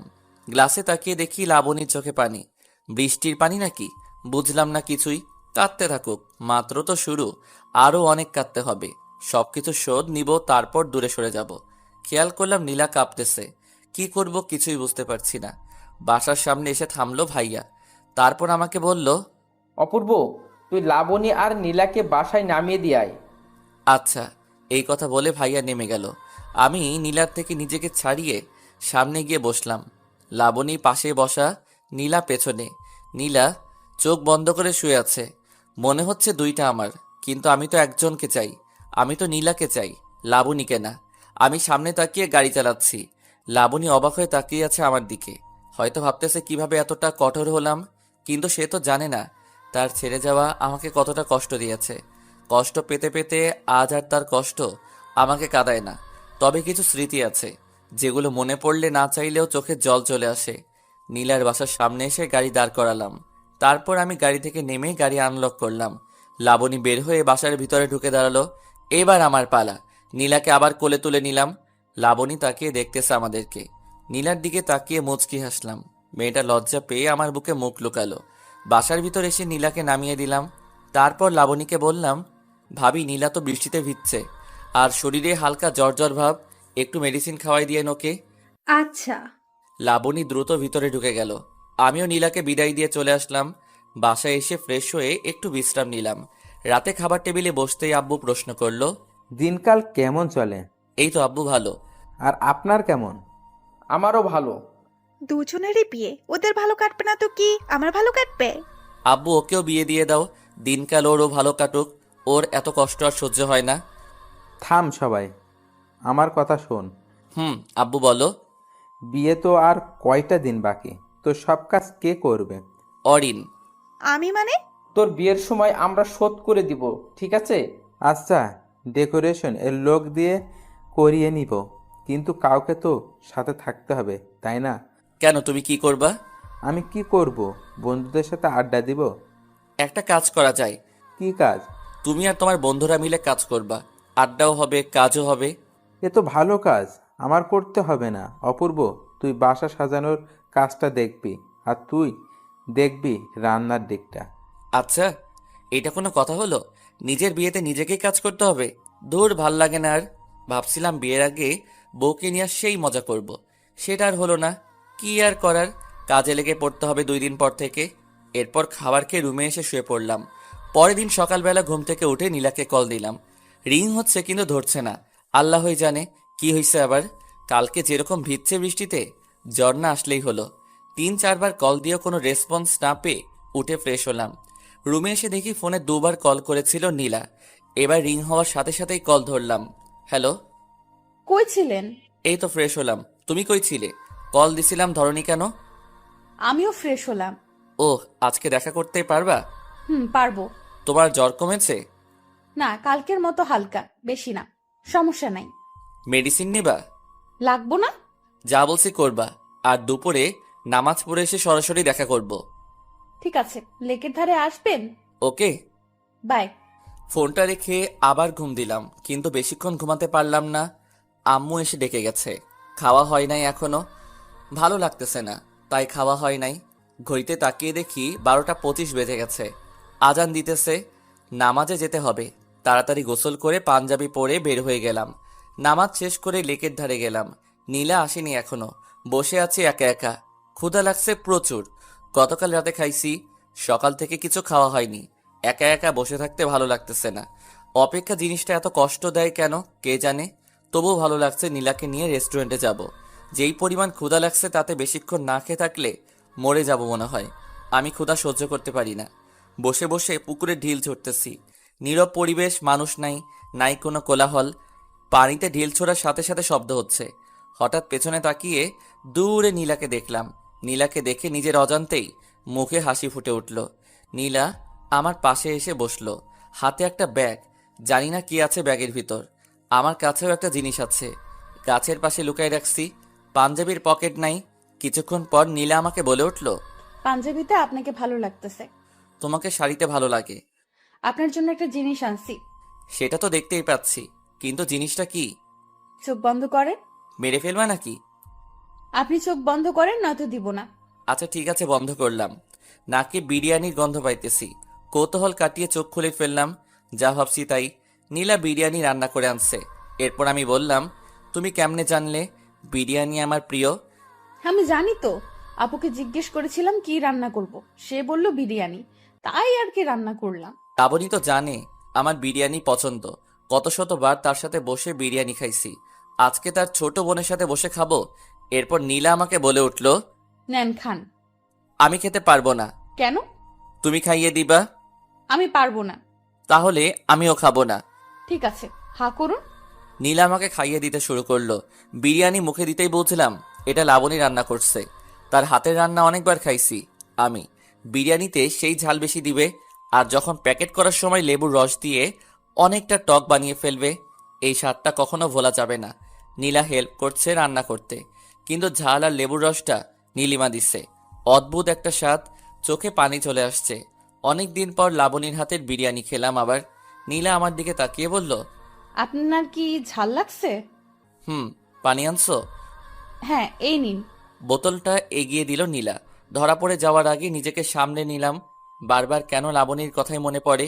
নীলাকে তো ভালোবাসি, তাহলে লাবণীর স্মৃতি কেন কাঁদায়? উত্তরটা আমার অজানা নয়, তবুও বারবার বোকার মতো নিজেকেই প্রশ্ন করে বসি। উত্তর তো এটাই হবে যে কিছু মানুষ আছে যাদেরকে একটা সময় অনেক ভালোবাসা হয়, কিন্তু মানুষটা বোঝে না। তখন আমরা অনেক কষ্ট পাই। আস্তে আস্তে কষ্টের মাত্রাটা কমে আসে। আমরাও একা পথ চলতে শিখে যাই। বুঝতে পারি ওপাশের মানুষটা আমাকে চায় না, তাহলে কেন বারবার তার পিছনে ছুটবো? তাকে ভেবে কেন কষ্ট পাবো? এইভাবে একটা সময় আমাদের ভিতর আর তার প্রতি কোনো ফিলিংস থাকে না, সত্যি কোনো ফিলিংস থাকে না। আর কান্না পাই না তার কথা মনে হলে, বরং হাসি পাই। নিজেকে অনেক বোকা মনে হয়। নিজের কর্মকাণ্ডগুলো, নিজের পাগলামির কথা মনে পড়ে, তখন সত্যি আমরা হাসি। কারণ তখন আমরা নিজেদের নিয়ে ভাবতে শিখে গেছি, বাঁচতে শিখে গেছি একা একা। বাইরে বাইরে আমরা অনেক হ্যাপি, হয়তো ভিতরেও, তবে অনেকটা মৃত মানুষের মতো হয়ে যাই।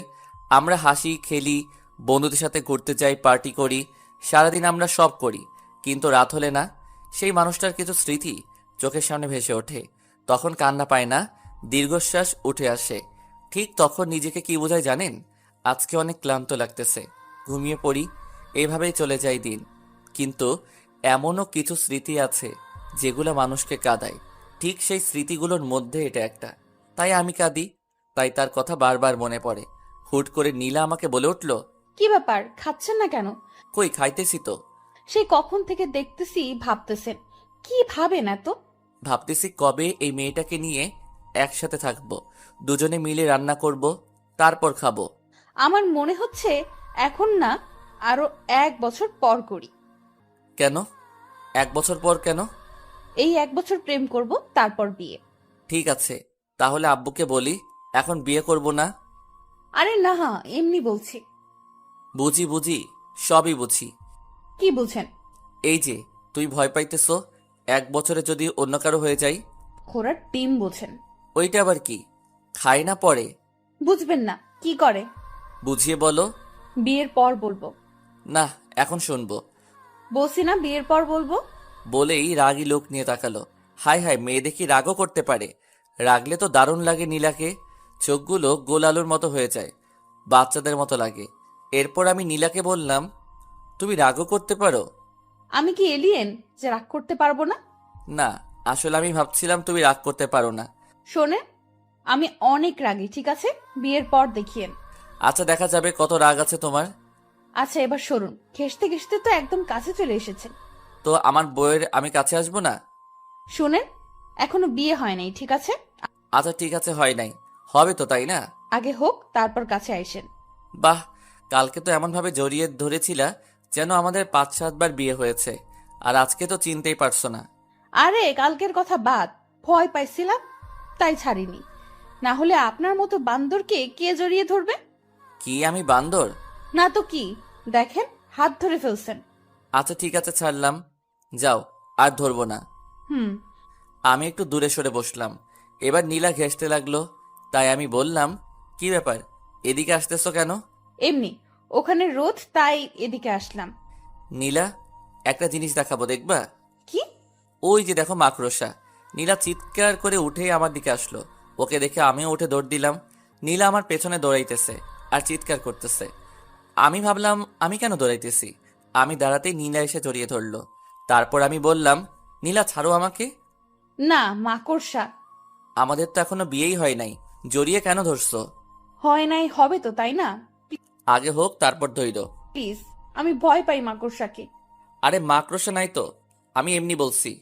না, আছে। আরে দেখো নাই। তার মানে আপনি মিথ্যা বলে আমাকে ভয় দেখাইছেন? মাঝে মাঝে একটু একটু মিথ্যা বললে কিছু হয় না। আপনি থাকেন, আমি গেলাম। আরে ওষুধগুলো নিয়ে যাও। নীলা ওষুধগুলো নিয়ে দ্রুত হেঁটে চলে গেল। পেছন থেকে তার চলে যাওয়া দেখতে লাগলাম। বেশ রাগী মেয়েটা। প্রথমে তো ভাবছিলাম শান্তশিষ্ট ভদ্র একটা মেয়ে, এখন তো দেখি পুরা উল্টা, রাগের ডিব্বা একটা। আমি একটা রিক্সা নিয়ে নীলার পিছনে পিছনে যেতে লাগলাম। মামাকে বললাম আস্তে চালাতে। মামাও বুঝে ফেললো ব্যাপারটা, আস্তে আস্তে রিক্সা চালাতে লাগলো। নীলা একটু পর পর পিছনে তাকিয়ে দেখছে। আমি বললাম, এই যে মিস, রিক্সায় ওঠেন। এভাবে আর কতক্ষণ হাঁটবেন? আপনার সাথে যাব না আমি, আপনি একাই যান। সত্যি যাবে না? না। এই মামা, জোরে টানো তো, একাই যাব। হঠাৎ নীলা রিকশায় উঠে বসলো, মাঝখানে ব্যাগ দিয়ে রাখছে। দুবার ব্যাগ সরানোর চেষ্টা করলাম, কিন্তু সফল হতে পারিনি। প্রতিবার হাত সরিয়ে দিছে। বুঝলাম রাগ করছে। এখন রাগ কিভাবে ভাঙাবো, দেখি হাত ধরে রাগ ভাঙে কিনা। নীলার হাত ধরতেই ঝটকা মারলো। এরপর আমি নীলাকে বললাম, এরকম কেন করতেছো? তো কিরকম করব? এই সামান্য বিষয় নিয়ে এই রিয়েক্ট? ওকে মামা, রিক্সা থামাও। রিক্সা থেকে নেমে ভাড়াটা দিয়ে বললাম, উনি যেখানে যেতে চায় সেখানে নামিয়ে দিও। বলেই সামনের গলি দিয়ে হাঁটতে লাগলাম। সন্ধ্যা হয়ে গেছে। বাসায় আসতে আসতে বাসায় এসে ফোনটা অফ করলাম। রাগ হইতেছে প্রচুর।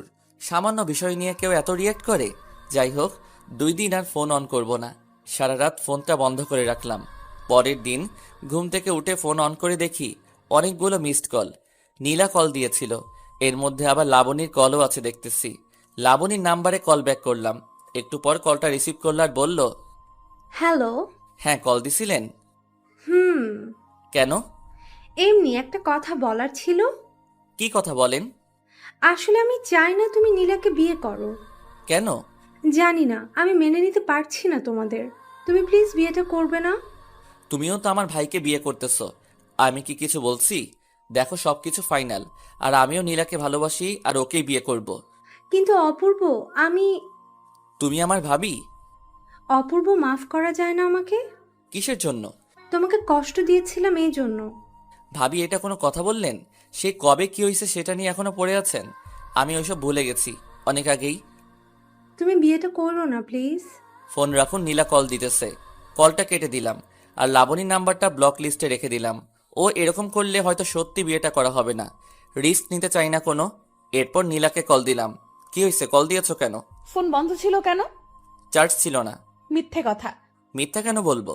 কারণ রাগ করে আছেন তাই। রাগ তো তুমি করে আছো, আমি না। হ্যাঁ, আমি রাগ করেছিলাম, কিন্তু পরে আবার আপনি রাগ করেছেন। তো কল দিছো কেন ওইটা বলো। ভালোবাসি তাই। কালকে মামার সামনে রিকশায় বুঝিয়ে দিছো কতটা ভালোবাসো। আরে তখন তো রেগেছিলাম তাই। ভালো করছো। আচ্ছা রাখি, আমি পরে কথা হবে। না, এখন কথা বলবো। ব্রাশ করব। পরে। আগে ভালোবাসি বলবেন তারপর। পারবো না। তার মানে আপনি আমাকে ভালোবাসেন না? জানি না। ঠিক আছে, যান, রাখেন। কথা বলতে হবে না, বাই। ভালোবাসি। কাকে? আপনাকে। কি? আপনার মাথা। শোনো, আজকে রাতে তোমার বাসায় যাব আমি। কেন? একটা কাজ আছে। কি কাজ? যখন যাব তখন দেখে নিও। না, এখন বলতে হবে। আরে বলা যাবে না এখন, সারপ্রাইজ হিসেবে থাকুক। তো কখন আসবেন? সবাই যখন ঘুমাতে যাবে তখন। কেন? সবাই ঘুমানোর পর কেন? বুঝো না কেন? না, কেন বলেন। সারাদিন আর কথা হবে না, যা হওয়ার রাতে। বাই, রাখলাম। ফোনটা কেটে দিয়ে অফ করে ফেললাম। একটু ভয় ভয় থাকুক, দেখুক কেমন লাগে, বাকিটা রাতে হবে। সারাদিন ফোন বন্ধ করে রাখলাম। রাখি একটু চিন্তায়, তারপর হুট করে সারপ্রাইজটা দিয়ে দিব। সন্ধ্যা হতে সব অ্যারেঞ্জমেন্ট করে ফেললাম। তারপর আস্তে আস্তে পা বাড়ালাম নীলার বাসার দিকে। ওর বাসার সবাই জানে যে এসব আমি করছি, ওরাও হেল্প করছে। শুধু নীলা জানে না। আমি নীলার বাসায় গিয়ে চুপ করে ওর রুমের ভিতর ঢুকে পড়লাম। গিয়ে লুকিয়ে পড়লাম ওর খাটের নিচে। কি করব, আর কোনো জায়গা নাই লুকানোর মতো। 8টা বেজে গেছে, নীলা আসেনি এখনো। কিছুক্ষণ পর নীলা আসলো, এসে বিছানায় বসলো। আমি চুপচাপ বসে আছি, নড়াচড়া করলাম না। নীলা বারবার জানালার দিকে যাচ্ছে, আবার বিছানায় আসছে। বিছানার নিচে এত কামড়ে সব লাল বানায় দিল। তারপরেও দাঁত চেপে বসে আছি। ওখানে কতক্ষণ ছিলাম মনে নেই। হঠাৎ ঘুমিয়ে গেলাম। ঘুম ভাঙতে দেখি লাইট অফ। ফোনের দিকে তাকিয়ে দেখি 11:49 বাজে, আর নীলার কল আসছিল অনেকগুলো। ভাগ্যিস ফোনটা সাইলেন্ট করা ছিল, নইলে ধরা খেয়ে যেতাম। আস্তে আস্তে খাটের নিচ থেকে বের হয়ে আসলাম। ডিম লাইটের আলোয় মেয়েটা ঘুমাচ্ছে। আমি লাইটটা অফ করে দিলাম। তারপর জানালার পর্দাটা সরিয়ে দিতেই চাঁদের আলো এসে পড়ল নীলার মুখের উপর। কেমন যেন নীল সাদা একটা আবরণ। অদ্ভুত সুন্দর লাগছে নীলাকে।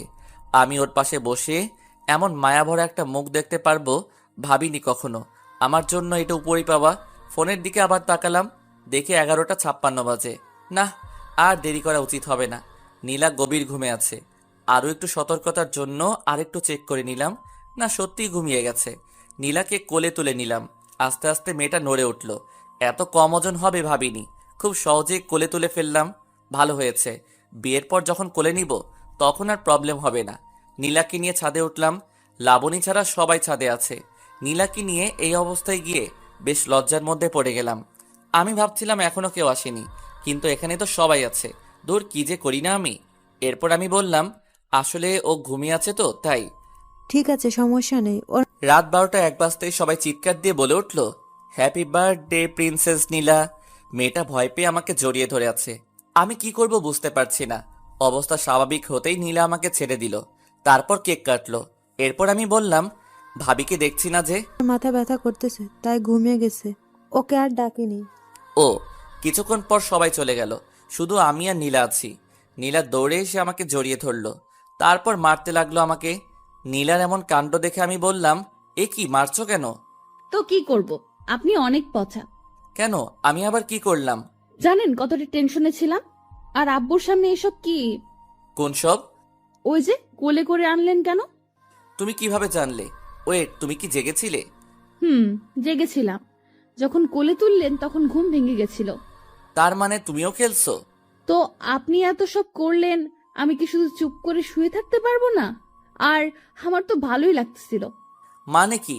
দাঁড়াও, দেখাচ্ছি মজা। আলতো করে নীলার হাত ধরলাম। নীলা কেমন শিউরে উঠল। জোরে একটা টান দিতেই নীলা আমার কাছে চলে আসলো, অনেকটা কাছে।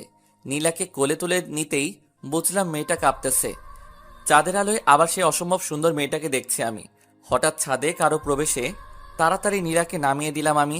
তাকিয়ে দেখি লাবণী। ইস, ছেড়ে দিয়ে কি ভুলটা করলাম। আরেকটু কোলে রাখলে ভালো হতো।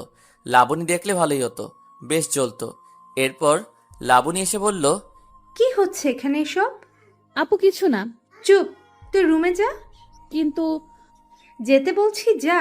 অপূর্ব, কি হচ্ছে এসব? কি হবে, একটু প্রেম করছিলাম আর কি। আমি বলছিলাম বিয়েটা না করতে, আর তুমি কি করছো? দেখো, বিয়ে করা না করা আমার পার্সোনাল ব্যাপার। এখন তুমিও তোমার বোন যদি ইচ্ছে করো তাহলে বিয়েটা ভেঙে দিতেই পারো, তবে আমি তোমাকে বিয়ে করব না। আমি নীলাকে ভালোবেসে ফেলেছি আমি। অপূর্ব, মনে পড়ে কি এমন একটা রাত আমাদের কাটানোর কথা ছিল? তুমি বলেছিলে কোনো এক বার্থডে এভাবে উইশ করবে। ভুলে গিয়েছো সবকিছু? ভুলিনি বলেই আমার ইচ্ছাটা পূরণ করে নিলাম, শুধু মানুষটা ভিন্ন। আর এসব কথা ব্রেকআপের সময় মনে ছিল না? ব্রেকআপের পর তো একদিনও জিজ্ঞেস করনি কেমন আছি আমি। তখন তো একবারও এসব কথা মনে হয় নাই। তাহলে এখন কেন? তখন অগোছালো ছিলাম তাই? লাবণী চুপ করে দাঁড়িয়ে আছে। বুঝলাম কাঁদতেছে মেয়েটা। আমিও কিছু বলবো না, আর যা সত্যি সেটাই বলেছি। কেঁদে কি লাভ? বুঝতে পারলাম না তারও তো বিয়ে হচ্ছে। আমার জ্বলে না, তাহলে তার কেন জ্বলে? বুঝি না এমন কেন মেয়েরা। লাবণীর ওপর আমার খুব রাগ আর বিরক্ত লাগতেছে, তাই ছাদের কোণে গিয়ে একটা সিগারেট ধরালাম। লাবণীর এতেও জ্বলে, প্রশ্ন করে উঠল, সিগারেট কেন খাচ্ছো? এমনি। এর কারণও কি তোমাকে বলতে হবে নাকি? না, এমনি জিজ্ঞেস করলাম। দেখো লাবণী, একটা কথা বলি, আমিও বিয়ে করতেছি আর তুমিও করতেছো, তাহলে সমস্যাটা কোথায়? কই, আমার তো সমস্যা হচ্ছে না। জানি না, কিন্তু তুমি অন্য কারো হয়ে যাচ্ছ, এটা আমি মেনে নিতে পারছি না। তুমি তো বারবার অন্য কারো হয়ে গেছো, আমি কি বলেছি কিছু? অপূর্ব, পুরনো কথা কেন টানছো? কারণ তুমি মনে করিয়ে দিচ্ছ তাই। তোমার প্রত্যেকটা কথা বিষের মতো লাগে আমার। যাই বলো, সেই পুরনো কথাই মনে পড়ে যায়। তুমি প্লিজ আর আমাকে কিছু বলো না। তুমিও বিয়ে করো, আমিও করি। পুরনো সব শেষ এখানেই। আগে যা হয়েছে সব ভুলে যাও, নতুন করে শুরু করো। অপূর্ব, তুমি এসব কি বলছো? যা সত্যি তাই বলছি। আমি আসি এখন। আমি ছাদ থেকে নেমে আসতেই লাবণী কেঁদে উঠল। নিজের ভুলের জন্যই হারিয়ে ফেলছে আজ আমাকে। আজ তার চোখের সামনে অন্য মেয়ের সাথে প্রেম করে বেড়াচ্ছি, আর বিয়েটাও তাকেই করব। সবচেয়ে বড় কথা হলো মেয়েটা তারই বোন। মেনে নিতে কষ্ট তো হবেই, আমিও এটাই চাই। আর জ্বলুক, জ্বলতে জ্বলতে পুড়ে যাক তার হৃদয়, যেমনটা আমার পুড়েছে। নিচে নামতেই নীলা আমার হাত ধরে ফেললো আর বলল, আপু কি বললো? বলল যে রোমান্স একটু কম করতে। ছি, কি বলেন এসব? সত্যি ভাবি, আমার বেশ ভালো। যান এবার গিয়ে শুয়ে পড়ুন। কোথায় শুভ? তোমার রুমে? না, সামনের রুমে। আজকে তোমার সাথে থাকবো। বিয়ের পর থাকেন, এখন যান। নীলা কিছুটা ধাক্কা দিয়ে রুমে পাঠিয়ে দিল আমাকে। দরজা বন্ধ করার আগে বললাম, নীলা, একটা পাপ্পি দিয়ে যাও। হবে না। একটা দিবা শুধু? আমি পারবো না। তাহলে আমি করব। না, করতেছি। নীলা আমার ঠোঁটের উপর হাত রেখে একটা কিস করে দৌড়ে পালালো। কি দুষ্টু মেয়ে রে বাবা, একটা কিস করতে বলছি আর কি কিস করলো। এসব বুদ্ধি হুট করে কিভাবে আসে বুঝি না। মেয়েটার সাথে যতই সময় কাটাচ্ছি ততই তার মায়ায় জড়িয়ে যাচ্ছি, তার কাজগুলো মনে রাখার মতোই। আমিও বা কম কিসে, একসাথে দুইটা মেয়েকে হ্যান্ডেল করতে হচ্ছে। লাবণীর কথা উঠে আসতেই বুকের ভিতর চিনচিনে ব্যথা করলো। মনে পড়ে গেল সেই স্মৃতিগুলো, যেগুলো নীলার সাথে কখনো হবে না। এমন কিছু জিনিস আছে যেটা নীলা কখনো করতে পারবে না। প্রত্যেকটা মানুষের আলাদা আলাদা বিশেষত্ব থাকে, যেটা অন্য মানুষের মাঝে থাকে না। তেমনি লাবণীর অনেক জিনিস ছিল যা নীলার মধ্যে নেই। এত কিছু না ভেবে ঘুমিয়ে পড়লাম। ভোর হতেই বাসা থেকে বের হয়ে আসলাম। বিয়ের আগে শ্বশুর বাড়িতে থাকার কথা মানুষ শুনলে খারাপ বলবে, তাই সকাল 8টা বাজতেই নীলা কল দিল। কই আপনি এখন? বাসায়। কেন? চলে গেলেন কেন? আরে বিয়ের আগে শ্বশুর বাড়ি থাকলে মানুষ কি ভাববে, তাই চলে আসলাম। আমি খিচুড়ি রান্না করতে চাইছিলাম আপনার জন্য, আর আপনি চলে আসলেন। এক কাজ করো, তুমি রান্না করে নিয়ে আসো। আজকে তো বের হতেই হবে, শপিং করতে হবে না? আর 2 দিন পর বিয়ে। আচ্ছা ঠিক আছে। মেয়ে মানুষ এত সহজে কান্না করে কিভাবে? এই জন্যই হয়তো ছলনা করতে পারে। চোখের জল তাদের অস্ত্র, খুব সহজে বিশ্বাস করানোর জন্য এ চোখের পানি যথেষ্ট, আর কিছু লাগে না। যাই হোক, অবশেষে ফ্রেশ হয়ে খাওয়া দাওয়া করলাম। বাড়িতে প্রচুর ব্যস্ততা, বাড়ি সাজানো হচ্ছে, ডেকোরেশনের লোক এসেছে আজকে। হই হুল্লোড় চিৎকার চেঁচামেচিতে পুরো বাড়ি মাথায় উঠেছে। খাওয়া দাওয়া শেষ করে গাড়ি নিয়ে বের হয়ে পড়লাম আমি আর ভাইয়া। সব শপিং আজকে শেষ করতে হবে, এরপর আর সময় কই। দুজনে বের হয়ে পড়লাম। বাসার সামনে থেকে লাবণী আর নীলাকে নিয়ে নিলাম। সামনে ভাইয়া আর ভাবি, পিছনে আমি আর নীলা। নীলা খিচুড়ি নিয়ে আসছে। নীলা খিচুড়ির টিফিন বের করতেই মাথায় দুষ্ট বুদ্ধি চাপলো। এই সুযোগে লাবণীকে আর একটু জ্বালানো যাক। নীলাকে বললাম খাইয়ে দিতে। ভাইয়া গাড়ি চালানোতে ব্যস্ত, আর ওদিকে লাবণী লুকিং গ্লাসে আমাদেরকে দেখতেছে। নীলা খাইয়ে দিতেই ওর হাতে আলতো করে কামড় দিলাম। নীলা একটু হাসলো, তারপর আবার খাইয়ে দিতে লাগলো। আমি আবারও কামড় দিলাম। নীলা লজ্জা পাচ্ছে, আর আমি মজা নিতেছি। অন্যদিকে লাবণী রাগে ফুলছে। রাগলে লাবণীকে অনেক ভালো লাগে, তবে আমার হাসি পায় এখন। লাবণীও তো পারে ভাইয়ার জন্য কিছু রান্না করে আনতে। আমি খাওয়া শেষ করে নীলার আঙ্গুল চুষতে লাগলাম। লাবণীর দিকে তাকিয়ে দেখি চোখ দিয়ে জল বেরোবে বেরোবে অবস্থা। না, আর জ্বালানো যাবে না, এরপর সমস্যা হয়ে যাবে। অনেক কিছু কিনলাম, পকেট প্রায় ফাঁকা হয়ে গেল। মেয়েদের এত জিনিস লাগে। সকালে আসছি অথচ দুজনের শপিং এখনো শেষ হয়নি। সন্ধ্যা হয়ে আসলো প্রায়। বিরক্ত লাগে না এদের? সারাদিন ধরে শুধু ঘোরাচ্ছে, মনে হয় পুরো শপিং মলটাই কিনে নিবে আজকে। অবশেষে সন্ধ্যে 8টায় তাদের শপিং শেষ হলো। দুজনকে বাসার সামনে এনে নামিয়ে দিলাম। যাওয়ার আগে নীলা ডেকে একটা পাপ্পি দিয়ে বিদায় জানালো। গতকালকে একটা আজকে দিয়ে দিল। বেচারা ভাইয়া কেউ কিছু দিল না। ভাইয়া আর আমি বাসায় চলে আসলাম। বাসার কাজ অনেকটা হয়ে গেছে, মাঝখানে বাকি কালকের দিন, তারপরই বিয়ে। রাতে খেয়ে ঘুমিয়ে পড়লাম। দেখতে দেখতে মাঝখানের দিনটাও ব্যস্ততার মাঝখানে কেটে গেল।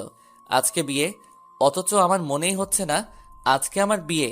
ওদিকে সারা বাড়িতে হই হুল্লোড়। অরিন একটু পরপর এসে জ্বালাচ্ছে, অথচ আমার হঠাৎ মনে হচ্ছে জীবনের একটা পার্ট আজকে হারিয়ে ফেলবো। আজকে তো খুশি থাকার কথা, তবে আমার কেন জানি কষ্ট হচ্ছে। স্বাভাবিক কি নাকি অস্বাভাবিক কিছু বোঝার ক্ষমতা হারিয়ে ফেলেছি। লাবণীর কথা খুব মনে পড়ছে। সত্যি খুব ভালোবাসতাম মেয়েটাকে, হয়তো এখনো বাসি, তাই তো কষ্ট হচ্ছে। তবে ওর চাইতে নীলাকে বেশি ভালোবেসে ফেলেছি। যাই হোক, যা হওয়ার হয়ে গেছে, এসব ভেবে কাজ নেই। দুপুর 2টা বাজতেই রওনা দিলাম। আধা ঘন্টা রাস্তা মাত্র, পৌঁছে গেলাম খুব তাড়াতাড়ি। বাড়িটা সুন্দর করে সাজানো হয়েছে, হয়তো মেয়েটাও আজ সুন্দর করে সেজেছে, আমার জন্যই সেজেছে। ভাবতে অবাক লাগছে, বিয়ে করতে চলে আসলাম। ভাইয়া আর আমি একসাথে বিয়ে করতে আসছি। সবার কাছে কেমন ব্যাপারটা জানি না, তবে আমার লজ্জা লাগতেছে। খাওয়া দাওয়া শেষ করে এখন বিয়ের কাজ শুরু হলো। সামনে বসে আছে নীলা আর লাবণী, আর পাশাপাশি আমি আর ভাইয়া। লাবণীর দিকে তাকিয়ে দেখলাম চোখে জল, আর নীলার চোখে মুখে লজ্জা আর হালকা হাসির ছাপ। দুজনের মনে দুরকম কিছু চলছে বুঝতে পারি। নীলার দিকে তাকিয়ে আরও একবার মুগ্ধ হলাম। চোখ সরাতে ইচ্ছে করছে না, তবে কি করব, এত মানুষের মাঝে এভাবে তাকিয়ে থাকলে সবাই কি ভাববে। চোখ নামিয়ে নিলাম। লাবণীর দিকে তাকিয়ে দেখলাম কেমন মায়াভরা দৃষ্টিতে তাকিয়ে আছে আমার দিকে।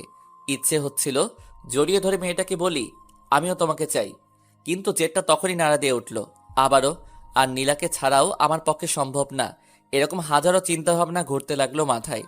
বিয়ের কাজও সম্পূর্ণ হলো। কবুল বলার সময় লাবণীর দিকে তাকিয়ে দেখলাম কাঁদতেছে। সবাই ভাবতেছে একটা কারণে কাঁদছে, কিন্তু আমি তো জানি এই কান্নার অন্য আরেকটা কারণ রয়েছে। লাবণীর কান্নার ক্ষতটা আমার বুকেও আঘাত করছে। সে অন্য কারো হয়ে যাবে, যতই জেদ হোক। ভালো তো বাসতাম তাকে, কষ্ট আমারও হচ্ছে। তবে নীলার দিকে তাকিয়ে সব ভুলে যাচ্ছি বারবার। এরপর কি হবে? বিয়ে তো হয়েই গেল। বউ নিয়ে বাসার উদ্দেশ্যে রওনা দিলাম। বউকে কোলে করে রুমে নিয়ে যেতে হবে, এটাই নাকি নিয়ম। আগে কখনো বিয়ে করিনি তো, তাই জানি না। নীলাকে কোলে করে রুমে এসে নামিয়ে দিলাম। সবাই রুমে ঢুকলো, আমি বাহিরে বের হয়ে আসলাম। লজ্জা লাগছিল অনেক, তাই জানি না নীলার কেমন লাগছে এখন। এতগুলো অচেনা মানুষ ঘিরে আছে তাকে। তার আমার থাকাটা জরুরি ছিল। এদিকে আমার তো জ্বলছে একটু একটু লাবণীর কথা ভেবে। ওকে নিয়ে তো কত স্বপ্ন দেখেছিলাম। বিয়েটা তো ওকেই করতে চেয়েছিলাম, কিন্তু তার একটা ভুল সিদ্ধান্ত সব কিছু বদলে দিল। আজ সে আমার ভাবি। চাইলেও আর সেই নাম লাবণী বলে ডাকতে পারবো না, ডাকতে হবে ভাবি বলে। তুমি তো ভাবছো আমি নীরব, আমার নীরবতা দেখলে, কিন্তু ভেতরের অস্থিরতা কখনো দেখলে না, বুঝলেও না কখনো, আর কখনো বোঝার সুযোগটাও পাবে না। আমার অস্থিরতা বোঝার একজন পেয়ে গেছি, যেমনটা তুমিও পেয়েছো। ভাইয়া তোমাকে অনেক ভালোবাসবে, অনেক, সবার থেকেও তুমি। ভাবতে ভাবতে চোখের কোণে জল এসে গেছিল। আসলে যতই ভুলে গিয়ে ভালো থাকার অভিনয় করি না কেন, ভালোবাসার মানুষকে কখনো ভুলে গিয়ে ভালো থাকা যায় না। যেটা শুধুই অভিনয়, আর এই অভিনয়ের ভালো থাকার উপরেই অনেক মানুষ বেঁচে আছে। অনেক সত্য চাপা পড়ে যাচ্ছে এই অভিনয়ের ভালো থাকার উপর। আমার সত্যিটাও চাপা পড়ে গেছে। কেউ জানে না আমি লাবণীকে ভালোবাসতাম। সবাই বের হয়ে যেতেই বন্ধুগুলো আসলো, এসেই রুমে ঢুকিয়ে দিল। রাত প্রায় 12টা বেজে গেছে। দরজা বন্ধ করে গুটি গুটি পায়ে আগানোর চেষ্টা করছি, কিন্তু আজ হঠাৎ ভয় লাগছে মেয়েটাকে। কি হবে এসব ভেবে ঘাম ছুটে গেছে আমার। এতদিন তো খুব কাছে যাওয়ার চেষ্টা করতাম, তাহলে আজ তাকে কাছে পেয়েও ভয় লাগছে কেন? সব ভয় কাটিয়ে আমি গিয়ে নীলার পাশে বসলাম। এরপর ওর গালে আলতো করে হাত রেখে বললাম, অজু করে এসো, নামাজ পড়বো দুজনে। এরপর মেয়েটা চুপচাপ উঠে গেল। আমার উদ্দেশ্য দুইটা, প্রথমত নামাজ পড়বো দুজনে, আর দ্বিতীয়ত মেয়েটার এই মেকআপে ভরা মুখটা আমি দেখব না। এমনিতে অনেক ভালো লাগে ওকে। মেকআপ করে আসল সৌন্দর্যটা ঢাকা পড়া মেয়েটাকে আমি দেখতে চাই না। নীলা আসতেই আমিও অজু করে আসলাম। জায়নামাজ নিচে রেখে দুজনে পাশাপাশি দাঁড়ালাম। তারপর নামাজ আদায় করে নিলাম। মনটা ফ্রেশ হয়ে গেল। সব দুঃখ কষ্ট সব অতীত ভুলে নামাজ দিয়ে দুজনের নতুন জীবন শুরু করলাম। নীলার মাথায় হাত রাখতেই লজ্জায় লাল হয়ে গেল। কিছুক্ষণ পর আমি নীলার হাত ধরে বলতে শুরু করলাম, আজকে কি পাবো এটা? কোনটা? যেটার জন্য এতদিন অপেক্ষা করেছিলাম। আপনার ইচ্ছা। তুমি এমন করলে কিভাবে হবে? আমি আবার কি করলাম? লজ্জা পাচ্ছ কেন? এতদিন তো খুব মজা নিচ্ছ, আর এখন লজ্জা পাচ্ছ? কি বলেন এগুলো? দাঁড়াও দেখাইতেছে কি বলি। বলেই নীলাকে কোলে তুলে নিলাম। নীলা লজ্জায় চোখ বন্ধ করে আছে। ওর চোখের পাতে একটা কিস করলাম। নীলা শক্ত করে আমাকে জড়িয়ে ধরে আছে। আমি নীলাকে বললাম, চলো ছাদে যাব। চলেন। তারপর আমি নীলাকে কোলে করে ছাদে নিয়ে গেলাম। কিন্তু এ কি, ছাদে তো আরো দুজন চলে এসেছে আগে থেকেই। ভাইয়ার বুকে মাথা রেখে লাবণী হাসছে আর কথা বলছে। এই দৃশ্য দেখে বুকের ভিতর চিনচিন করে ব্যথাটা আবার নাড়া দিয়ে উঠল। আমার কাছেও তো নীলা আছে, তবে তার জন্য কষ্ট কেন লাগছে? আমাকে নিজেকে সামলাতেই হবে, নিজেকে আরো কঠোর হতে হবে। নীলাকে নিয়ে ছাদে উঠতেই ভাইয়া পিছনে তাকালো আর বলল, কিরে তোরা এখানে? আমারও তো একই কথা, তোমরা এখানে কেন? তোর ভাবিকে নিয়ে চাঁদ দেখতে এলাম। আমিও তো আমার বউকে নিয়ে চাঁদ দেখতে এলাম। আই বস। না, আমি ওদিকে যাই, তুমি প্রেম করো। আমাদের দুজনের কথা শুনে লাবণী পিছনে তাকালো। নীলা আমার কোলে আর লাবণী তাকিয়ে আছে আমার মুখের দিকে। এরপর নীলাকে নিয়ে ছাদের ওপাশে চলে গেলাম। নীলাকে কোল থেকে নামিয়ে দিয়ে ওর কানে কানে বললাম, আমাদের ছাদে বাসর করার প্ল্যানটা নষ্ট হয়ে গেল। তো রুমে চলুন, এখানে ভাইয়া আর আপু আছে, তাদের সামনে প্রেম করা যাবে না। কথা খারাপ বলনি, দেখি ভাইয়াকে পাঠানো যায় কিনা। দরকার নেই, চলুন তো রুমে। আজকে আপনার পাওয়ার দেখব। খুব তো বলতেন। কি বলতাম? কিছু না, চলুন তো। এবার নীলা এক প্রকার টেনে হিচড়ে আমাকে রুমে নিয়ে আসলো। লাবণী 1 সেকেন্ডের জন্য নজর সরায়নি আমার দিক থেকে। মেয়েটার অনেক জ্বলছে হয়তো। তারপর রুমে এসে আমি নীলাকে বললাম, নীলা একটা কথা বলবো। বলো, কি বলবে? নীলা তুমি দাও কিছু, আমি দিব কিছু, তাহলে জন্ম নিবে ছোট্ট একটা শিশু। যা দুষ্টু কোথাকার, মুখে যা আসছে তাই বলছে। লজ্জা করে না আপনার? এরপর আমি রুমের দরজা বন্ধ করে দিলাম। নীলা চুলগুলো ছেড়ে দিল। আমার পছন্দের জিনিস তার এলোমেলো চুলগুলো। আর লোভ সামলাতে পারলাম না, চুলে নিজেকে ডুবিয়ে দিলাম। মাতাল করা গন্ধে পাগল হয়ে গেলাম। নেশার ঘরে আছি আমি। নীলার ঘাড়ে কিস করতেই নীলা আমার পিঠে খামচে ধরল।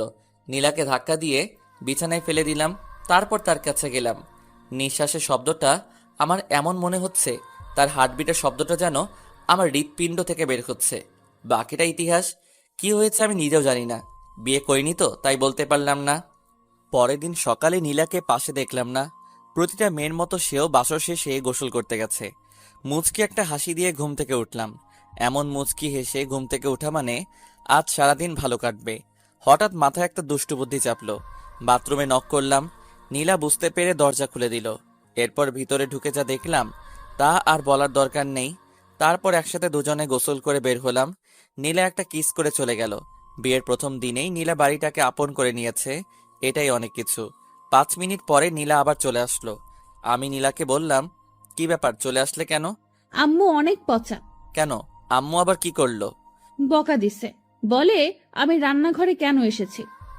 আম্মু এমনই, যতদিন সুস্থ আছে ততদিন তোমাকে কাজ করতে দিবে না, কিন্তু তুমি আম্মুর কাছে হেল্প করবে, তার সাথে সাথে থাক, আম্মু আব্বুর দেখাশোনা করবে, তাহলে তোমাকে সবাই ভালো জানবে।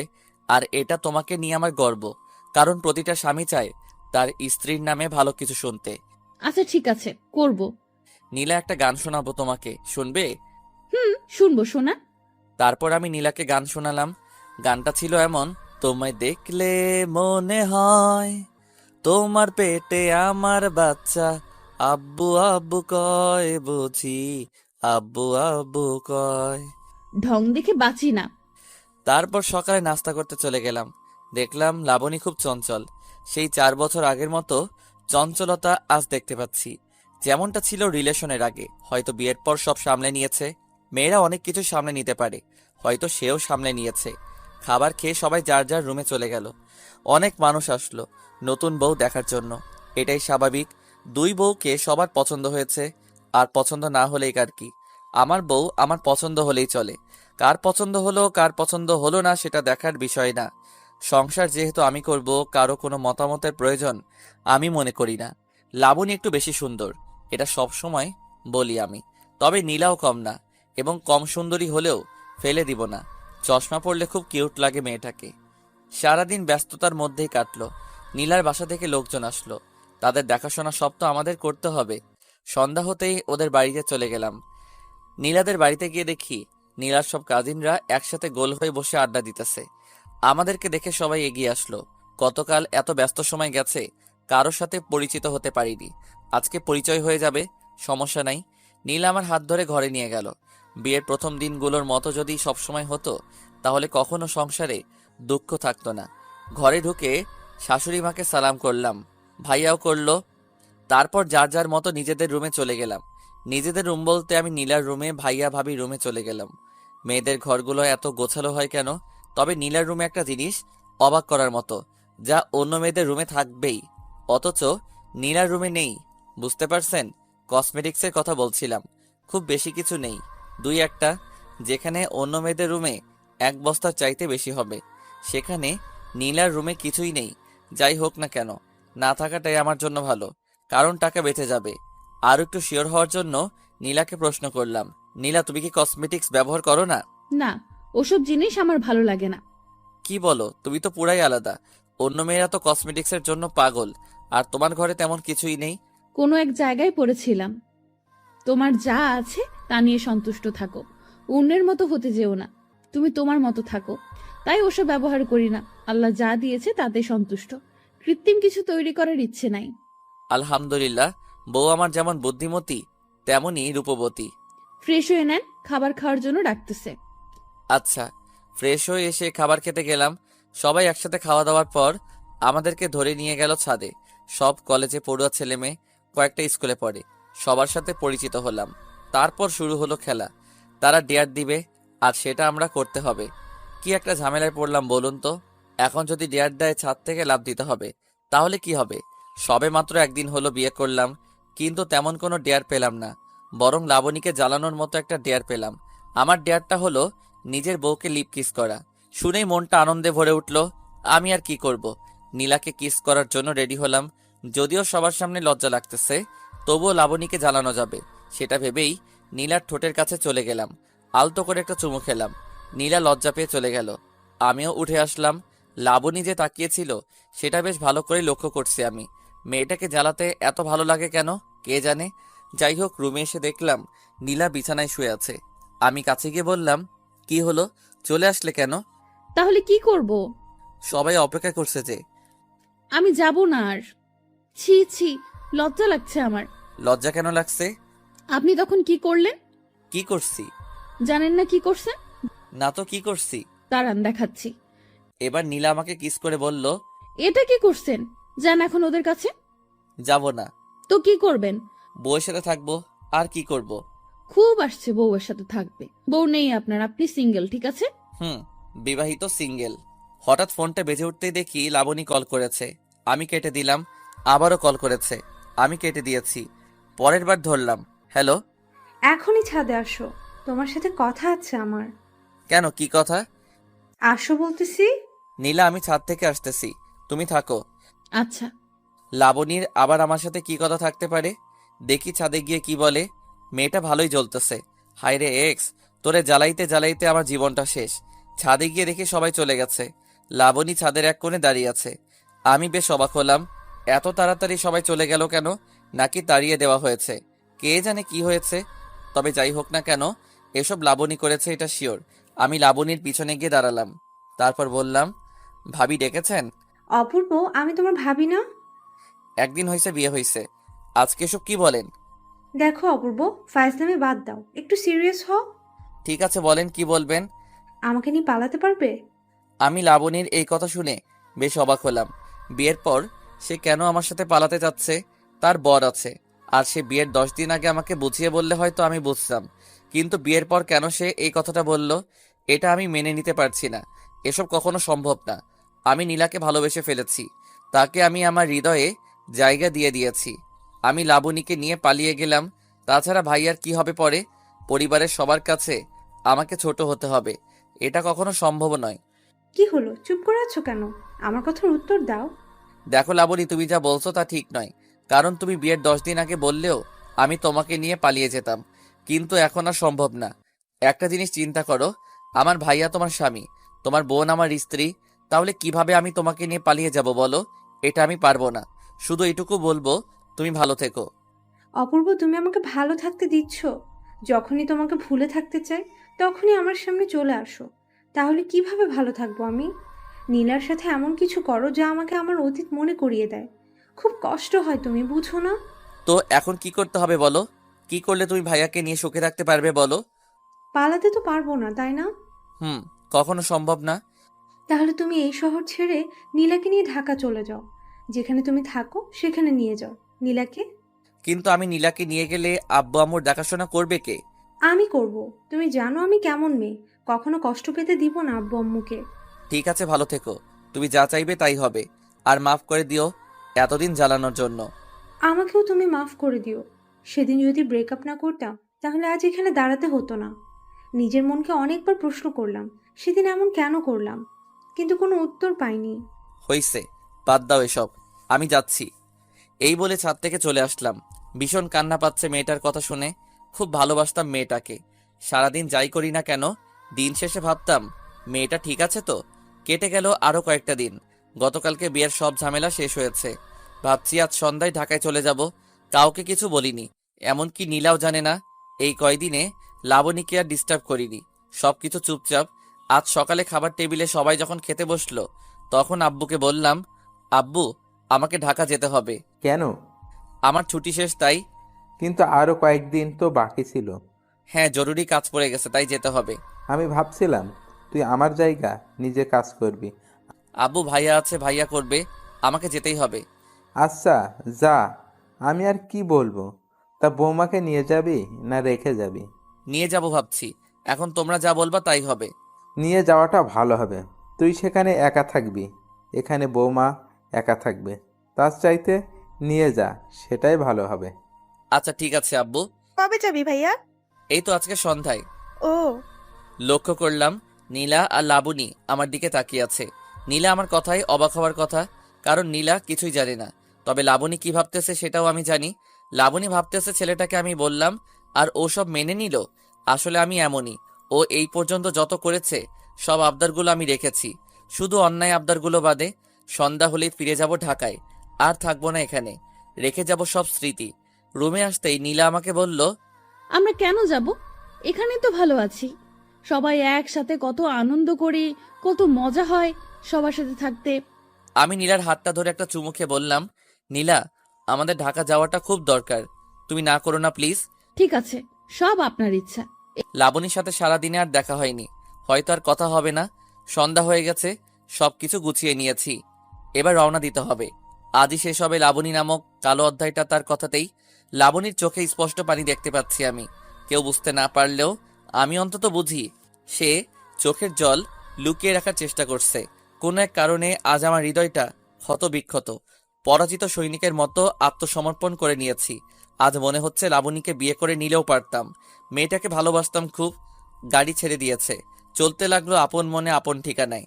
চোখের সামনের মানুষগুলো দূরে সরে যাচ্ছে, স্পষ্ট হয়ে যাচ্ছে সবকিছু। নীলা আমার কাঁধে মাথা রেখে চোখ বন্ধ করে আছে। মেয়েটা নিষ্পাপ, তাই তো তার ভালোবাসা রক্ষা করতে চলে আসলাম লাবণী নামক অন্ধকার জগৎ থেকে। সত্যি আজ থেকে শেষ হয়ে গেল লাবণী নামক অন্ধকার জগৎটা। এক্স নামক কালো ছায়াটা আর পারবে না অন্ধকার করতে আমাদের জীবন। তবুও সে ছিল, আছে আর থাকবে ভাবি হয়ে। তার কথা ভেবে লাভ নাই। সময় নিজের আপন গতিতে চলে, আর অপূর্ব সেই সময়কে প্রাধান্য দিয়ে যুগের সাথে তাল মিলিয়ে চলতে পছন্দ করে। সো অতীত ব্রেকআপ। এতদিন লাবণীর কারণে নীলাকে খুব ভালোবাসতে পারিনি। এখন আর কোনো সমস্যা নাই। জগৎটা শুধু আমার আর নীলার। হারিয়ে যাব দুজন দুজনার মাঝে। অবশেষে ঢাকায় পৌঁছে গেলাম। বাসায় আসার পর নীলা আমাকে বলল, এই যে অপূর্ব, বলো। আজ দেখবো তোমার কত জোর। মানে? বুঝো না, ফিডার খাও। এই কথাটা বলে নীলা আমাকে ধাক্কা দিয়ে খাটের উপর ফেলে দিল। এরপর আমাকে খাটের উপর ফেলে দিয়ে জড়িয়ে ধরলো। আমি নীলাকে বললাম, এই কি করছো? দেখো না তুমি কি করছি। কি? আজকে তোমাকে এত আদর করব, কোনো ঘাটতি রাখবো না। ও আচ্ছা তাই। হুম। এই বলে আরো জোরে চেপে ধরলো আমায়, আর চুমু খেতে লাগলো নীলা। আর নিজেকে কন্ট্রোল করতে পারলাম না। আমিও নিচে থেকে উঠে নীলাকে চেপে ধরলাম। এতক্ষণ নীলা উপরে আর আমি নিচে ছিলাম। এরপর নীলা আমাকে বলল, এই কি করছো? তুমি যেটা করছো আমিও তাই করছি। লজ্জায় লাল হয়ে গেছে নীলা। এবার আমিও চুমু খেতে শুরু করলাম। এইভাবে চুমু খাবার পর চলে গেলাম অন্য জগতে, যেই জগতে আমি আর নীলা ছাড়া কেউ নেই। এরপর কি হলো তা আমি নিজেও জানি না। লাবণীর কথা এখন আর মনে পড়ে না। নীলাই আমার সব, আর কিছুই চাই না এই জীবনে। দীর্ঘ 2 বছর পর আজ আমাদের ঘর আলোকিত করে এসেছে এক রাজকন্যা। আমি জানি আমি কোনো রাজা নই, কিন্তু আমি রাজা না হলেও আমার ঘরে এক রানী ও রাজকন্যা রয়েছে। ভাইয়ারও একটা ছেলে সন্তান হয়েছে। তবে এই 2 বছরে একদিনের জন্য বাড়িতে যাওয়া হয়নি। আব্বু আম্মু এসে আমাদের দেখে গেছে।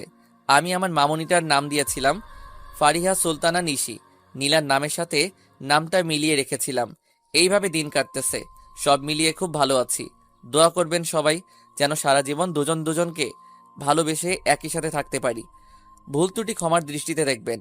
ভালো লাগলে লাইক কমেন্ট করে সাথে থাকবেন। আপনাদের মতামত পেলে দ্রুত নতুন গল্প শুরু করব। ততক্ষণ ভালো থাকুন, সুস্থ থাকুন।